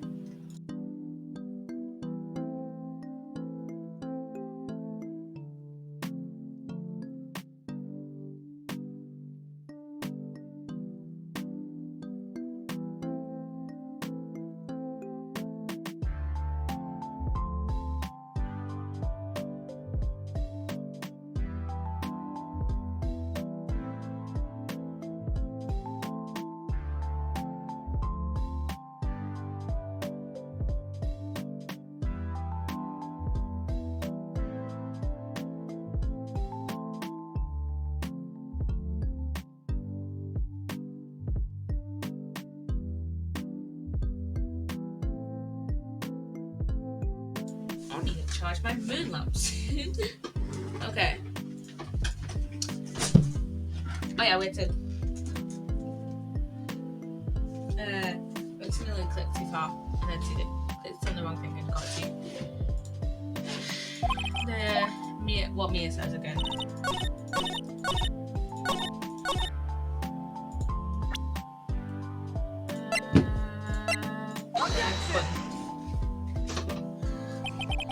Back.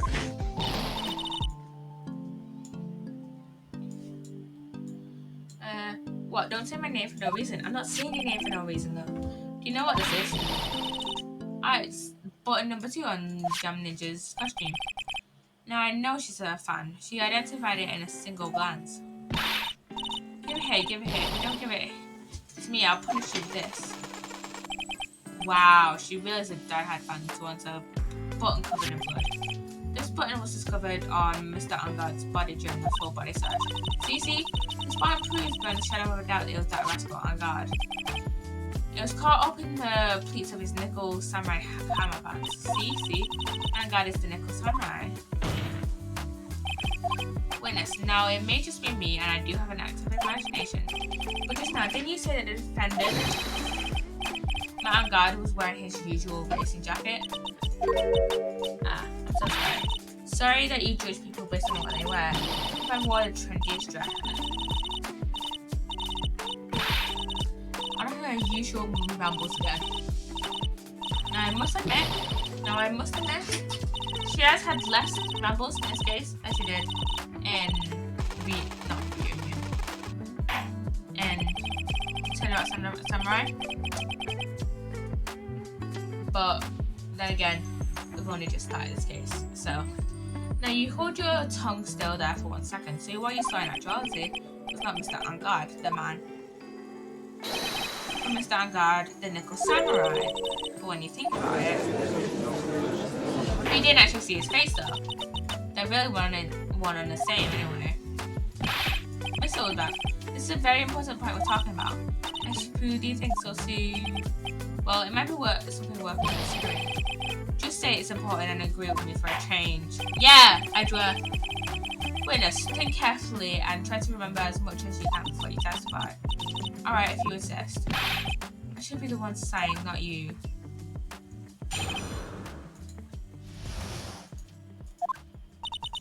On God, yes, now I remember. The Nickel Samurai, that's right, it was the Nickel Samurai that I saw.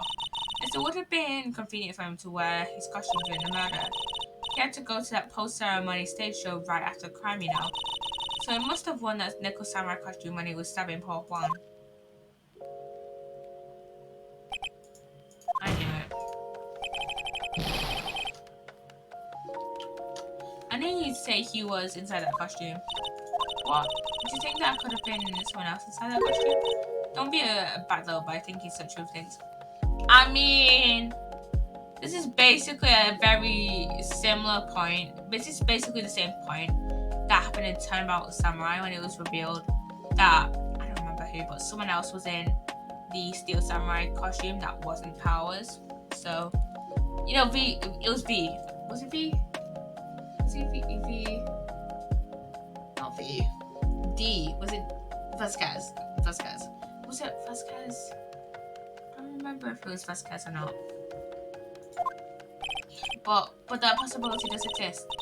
Listen, I told you there's no way it was anyone else. How do you know that? Because it says so, and that's why I say it's the truth. Liar. At least she's just as delightful a witness as she was a year ago. You're still right. You may cross-examine the witness. And you know what we do before cross-examination?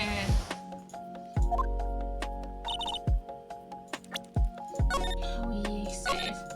Now, before we do anything else, I want to get our achievement. So, let's try this one.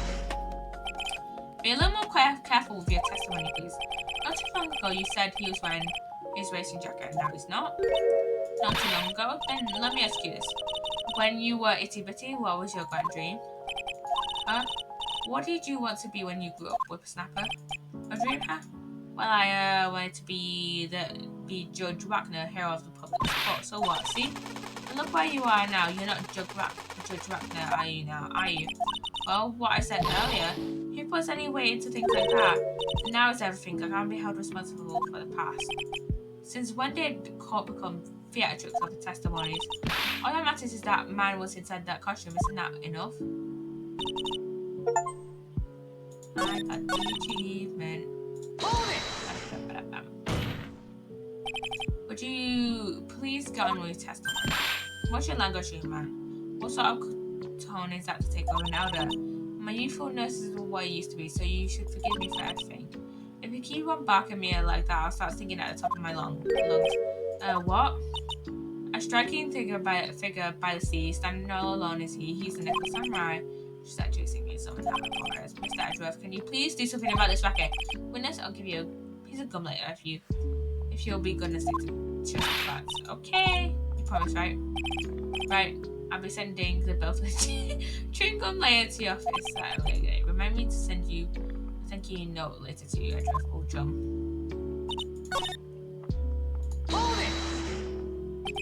And why would that be? That way no one could see his face, of course. But there's still no advantage for him that I can see. In fact, you could think that the costume would make him stand out all the way more.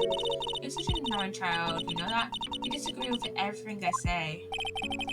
Isn't that what you're always doing to me? I got it, maybe it was more troublesome for him to change in and out of his costume.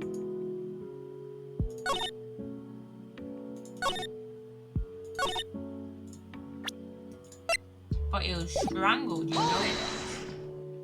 So let me ask you one last time. The person you saw, it really was the Steel Nickel Samurai. I'm sure you ever. Haven't I been saying that from the very beginning? Can I throw in the towel yet? Don't ever think too hard on this one, huh? There's a contradiction in your testimony you're saying in plain sight. The question is what that contradiction is first. You will have to figure out what you're talking about first, but okay.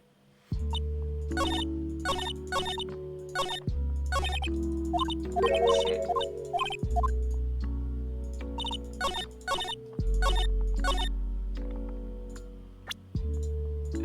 can I...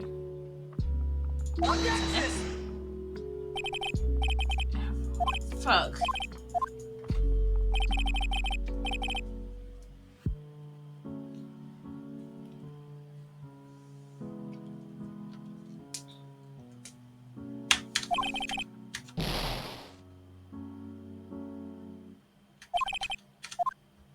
Then...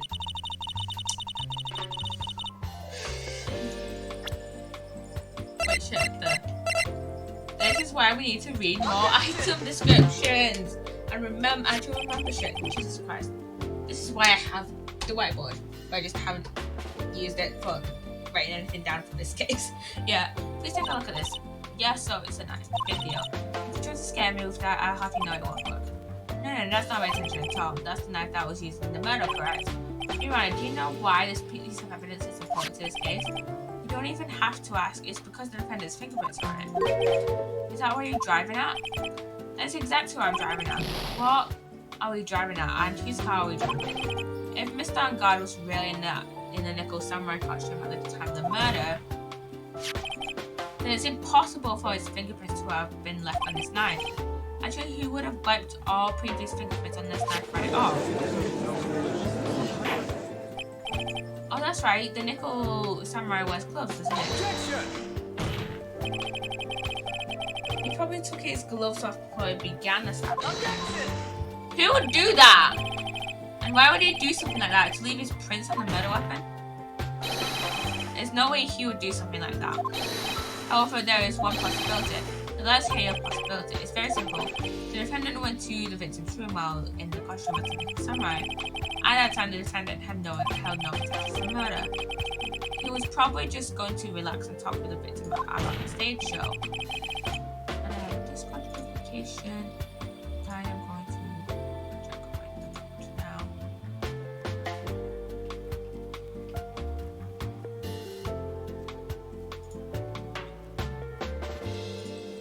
Which is why he took his gloves off. But the murder still did take place. It's well known that there was bad blood between the defendant and the victim. Yes, I've heard that before. Well, Mr. Wright, what do you have to say about Mr. Address Theory? So let me get it straight. Address Theory goes like this. When the defendant went to the victim's room, he had no intention of killing him. Note to this point. I don't think so. There's a contradiction. This theory contradicts something in an earlier testimony. What are you babbling about? Now, for our argument's sake, let's suppose Mr. Angard was the killer. If that's the case, it's impossible for the killer to have gone to the victim's room without intent. Take that! This knife, this was used by Mr. Angard at dinner. Yes, we did establish that. Which means that if my client was in fact the killer, then he brought this knife with him when he went to visit Mr. Kurita. I suppose, however, you just said it yourself, at that time the defendant had no intent to murder. If that were true, then why would he bring a knife? He wouldn't, would he? Which means that your theory is plausible enough. Supposedly supposition one. One more thing, if the murderer was wearing a costume at the time of the murder, then there should have been glove marks left on the knife. Which means the defendant's fingerprints shouldn't be all over like bees on a hive. And that brings me to my final point. This knife was planted by the real killer to hide their identity of the slaves. Order, I say. Order, I in the court. Was this knife really planted by the killer? How did the murderer want to do such a thing? To frame Angard? It's to frame my client, Mr. Angard, of course. To frame... Are you forcing the interpretation just a little too hard? Well, we just established that the witness saw the nickel samurai in the costume, and if that were true, then there shouldn't be a single print on this knife. Witness! Looks like I made your life a tiny little bit more difficult, haven't I? Witness, did you or did you not really see the nickel samurai? Well, this at first I might have forgotten, but I was saying you mixed up Mr. Angard with the nickel samurai, his character TV. But I mean, I can't really do anything about that now. Look, I was waiting around in the front of their doors as well. Well, I wasn't waiting around for the nickel samurai, that's for sure. She wasn't waiting for this time, right? Alright then. Who were you waiting around for then? That's top secret to anyone outside of security. I would feel that you are waiting for Mr. Juan Corrida, am I correct, witness? The way you think you are a sad amateur of a terrible case of nearsightedness. Amateur? Me? Who am I an amateur of? So Oldbag was waiting around in front of the victim's room. But it doesn't sound like she was waiting to catch a glimpse of Mr. Corrida. Maybe Phoenix. Maybe the Oldbag was waiting for that person. If it's who I think me is hinting at, it's certainly possible, Mr. Oldbag. You waiting for this person to come out the victim's room, weren't you? I'm gonna present Adrian. I don't know if it is Adrian or not. Who is this person? This is Adrian Andrews, Miss Angard's manager. But why would the defendant's manager be in the victim's room? It seems that this is the latest rumor in circulation right now. This is, let me see. It just seems to be really into the article. If it can be called such a thing. Yeah, if it can be called such a thing. And this manager with the initials AA, are you saying it's Adrian Andrews? Without doubt, the victim thought so as well. Looks like you found me out. Well, that's fine. I can throw all this whole swans of confidentiality and stuff then. Witness, what in the world are you? Watch out, Phoenix. I've got a bad feeling about this. A very bad feeling. I've got some information, some very secret information from a certain source. So that's why I was doing my own little investigation in secret, of course. But what for? Yeah, exactly what for. Oh, just for myself, personal reasons and all that. Well, Miss Edgeworth, how will you proceed from here? I really don't want to do this. However, I cannot simply let this point slide. Very well then. Witness, please testify about the secret information. Get ready. This is going to take the wind out of you, young very I'm sure we're all capable of handling this. Really, it's not like we're 10 years old. Literally. Witness testimony. Yeah. This is nice.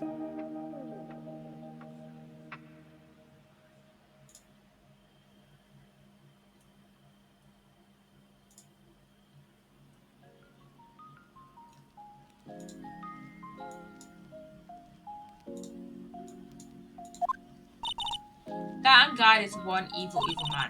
He thought he could ruin poor Juan by causing this huge scandal. To do that, he sent his own manager to get close with Juan. I cannot condone such dirty tricks, so I took action. Oh, and this top secret you got that nobody else but you and me know that.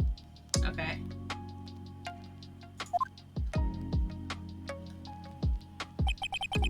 Defendant and his manager, what is they still at the spot?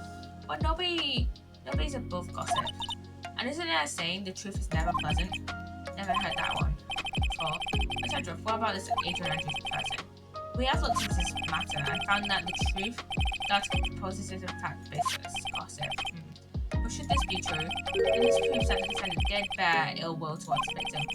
So this means I have to smash this rumor once and for all. Now then, Mr. Wright, you may cross-examine the witness. Be careful, the old bag seems rather excited. That's right, and guard is nothing but your average foul-blooded thief. Well, as the old saying goes, you gotta burn bags with fire. Time to fire up the afterburners and hit the higher rates in the danger zone. And you know what we do before cross-examination?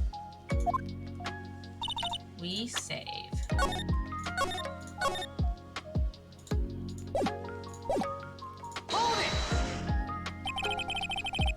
Can't say something like that without proof. That's just slander.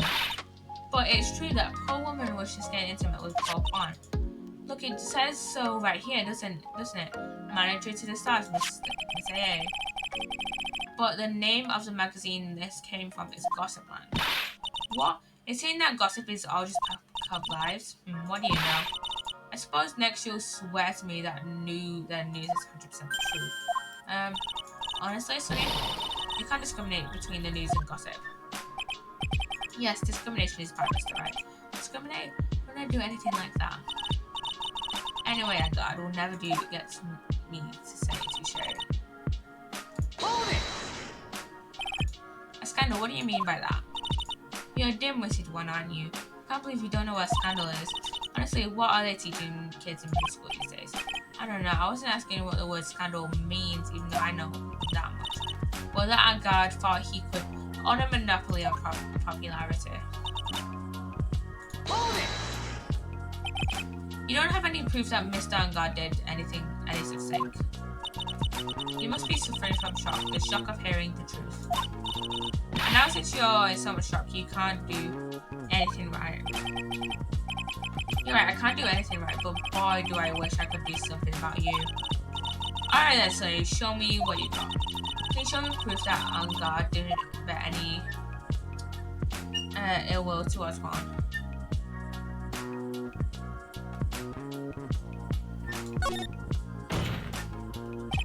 I'm not going to let you push me around that easily. There's many a man who've said those exact words and paid daily for them. But maybe you should brace yourself for this time. Here's my proof that Mr. Angard did not hold any ill will towards the victim.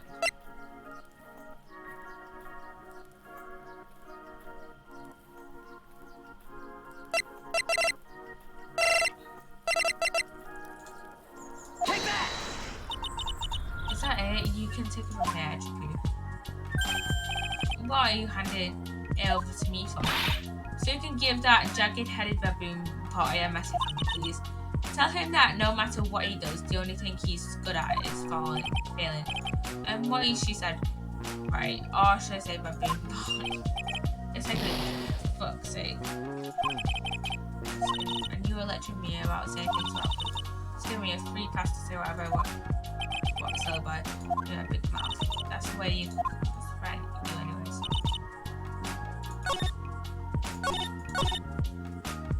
Hold it! Wait, what? I've been to woman tea time with the kids is over. Secret information that no one else knows. Yeah. If that's true, then how do you know the secret information? Well, that's because I'm a pro. Yes, that's it.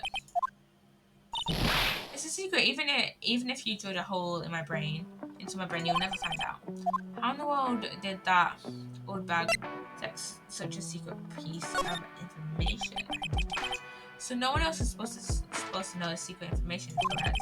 If that's true, then why do you know it, Miss Old Bag? Why are you looking at me like that? Stop that. Witness. To say it, but this is how you came to acquire your secret info, isn't it? Lotta's lost her camera. And I think that Old Bag stole it. The investigative photographer Lotta Hart. Ah yes, I remember that mischievous girl. She reported that she lost a certain note she had written to herself. She reported such a thing. On that piece of paper, she had written down some of her impressions about the relationship between the victim and the subject. What? Outrageous ideas, you say? No, I said impressions. Then everything written on this piece of paper is completely meaningless. Ah, that's it. That's it. Ah. No, you see, this is something completely different.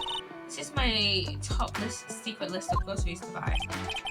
Then you are the one who took Miss Hart's note. I'm a huge fan of Juan's, that's why. That infamous puffy head whippersnapper. She's working with that evil Angard. She said to herself, "Oh God, I'm a psychic." She's so happy, smiling like a silly dog.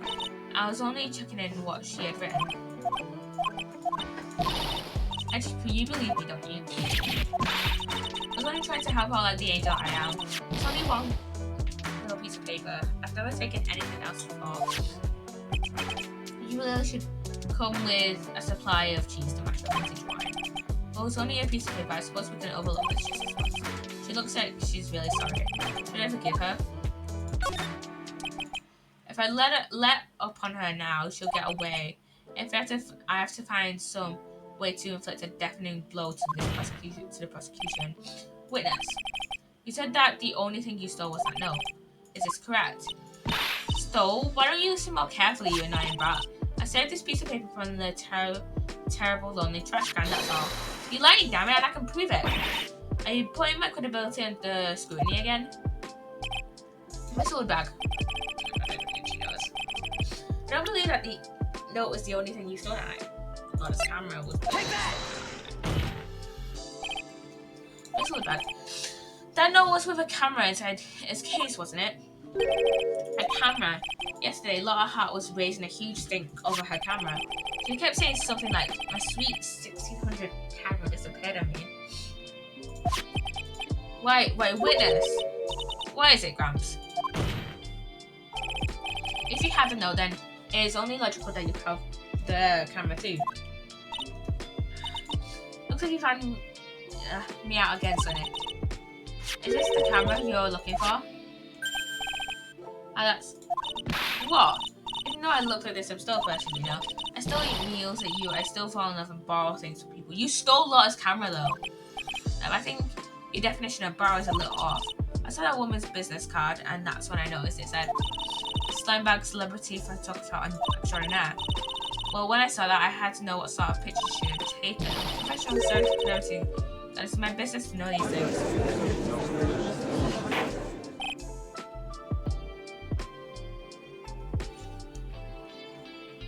Oh my god, that didn't make you go. Sorry, guys. Bailiff, check out this camera's photos. Hurry. We must examine them at once.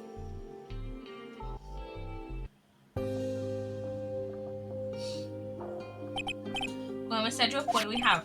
There's only one photo that seems to be relevant to this case. Please present it to the court. This is Nicholas Samurai. See, I told you, that's the guy I saw. This proves that the witness was not lying earlier about the matter. What does this all mean, Miss Edgeworth? This photo by itself does not prove that the person in it is the defendant, however. In his own confession, Mr. Angard clearly stated that at the time of the murder, he was still in his Nicholas Samurai costume. If that is the case, then that Nicholas Samurai is the defendant. How did it come to this? I think this brings us to the end. We have examined every piece of evidence thoroughly. Final, I must describe this court will consider before we close. Do you ever agree that this person, that this photo is decisive evidence against your client? If this photo really is decisive, then we're good for. But if I raise an objection here and blow it, then I would put Maya's life in jeopardy. I can't make a mistake here. There's only one word out of this mess. This photo that Lloyd took, there's something strange with it.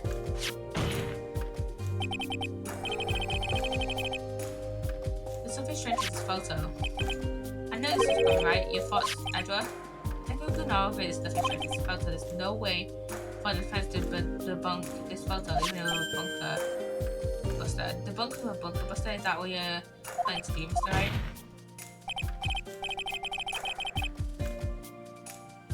Anyway, please look at this photo one more time. If you really believe that you can honestly find something wrong with this photo, then you should only need one chance, correct?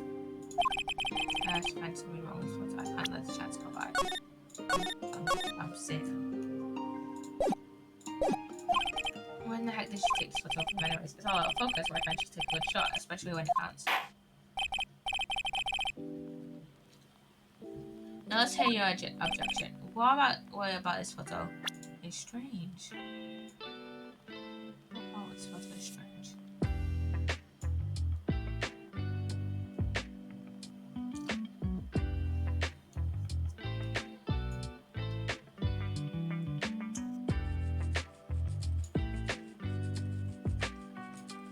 I'm just gonna guess. Take that! I'd like to direct court's attention to this one area here. What are you fighting these ankles? If you can see this person ankles, that would be one thing, however you can't. And what does that mean? This person in this photo could not have been what in the meaning of this? What's the meaning of this? I wonder if you would care to elaborate with actual facts that is. Let's take a look at the Nicholas Samurai poster. Oh shit, yeah. Please pay particular attention to the area around the bottom of the hakama. His socks, you can see his socks.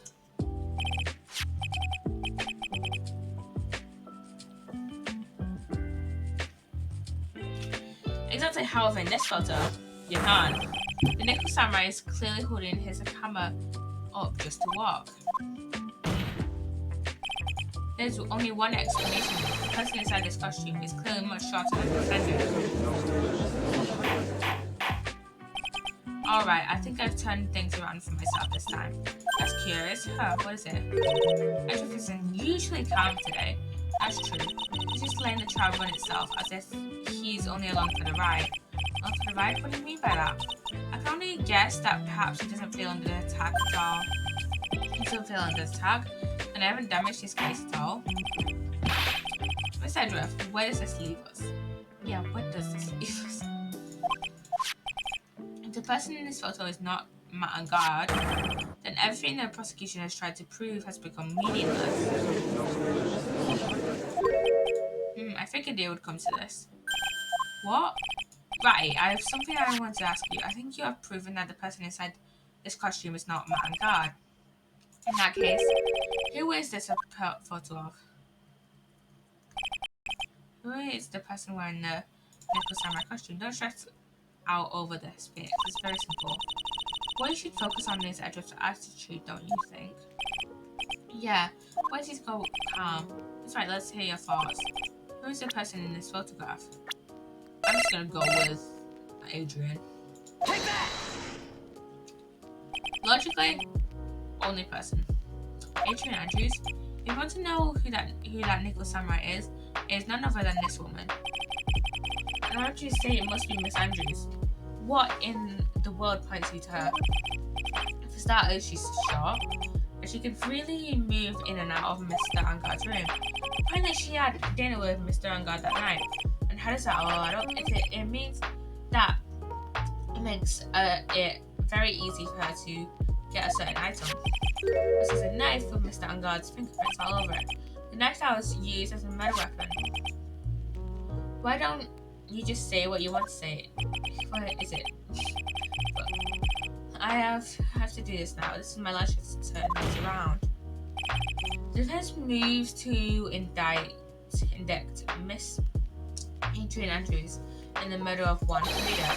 It was Miss Andrews who tried to frame the defendant for the crime. Order. It looks like this trial has hit a most unexpected development. Mr. Edward, yes, Your Honor. I definitely need to get a drink after the stream. Done way too much talking. This court is issuing a subpoena, whatever that means, for Miss Adrian Andrews. A verdict cannot be passed without the first hearing her testimony. Alright, this is it. This is kind of bad for us. Huh? What do you mean? If Adrian Andrews is summoned to court as a witness, it means that the trial will go on for another day. One more day. If I don't get a verdict today, then Maya. Now then, we shall set Miss Andrews' testimony for tomorrow. What am I supposed to do? The judge wants to adjourn the court. Now then. Objection! Please, Your Honor, continue to try. You must pass the verdict today. I'll do that. Alright, put it. From Edgeworth. I abhor wasting such valuable time. Edgeworth? Your Honor, I request that you please continue to this trial, but we cannot continue to see this unexpected development. Unexpected development? I think you underestimate me, Your Honor. What do you mean by that? That Mr. Phoenix Wright would slave his way to subpoena Miss Andrews in not happening according to plan, even if Wright was a bit slow to catch on. What? What is the meaning of your statement, Mr. Edgeworth? Miss Adrian Andrews is currently waiting in the prosecution's lobby. She is the next witness. Everything was planned out in advance by that man. Somehow I knew there was no way Edgeworth would overlook Miss Andrews. Looks like this battle is far from over. Exactly. Very well, we'll call the next witness. However, before we proceed, we shall take a 10-minute recess. Please prepare your witness in that time, Mr. Edgeworth. The court will now take a 10-minute recess. Okay, we're going to recess. And we shall save. And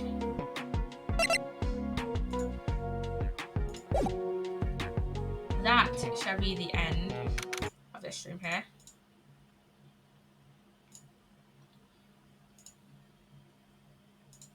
We'll go to options, title screen, and yeah, okay. So I'm gonna end stream here. So yeah, hope you enjoyed the stream. I've played so much Ace Attorney. I've just rambled on and on for so long. Let me see if there's anyone I want to raid. I think Citron is live. I think a few other people I follow are live, so we'll see. So Citron, Artful Renegade, and Hamby. Let's raid Citron. She's playing Battles Gate 3.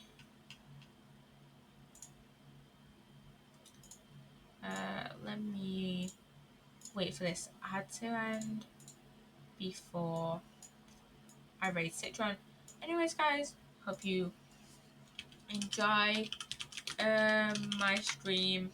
This stream today, kind of a long one. Not gonna lie, like almost 4 hours.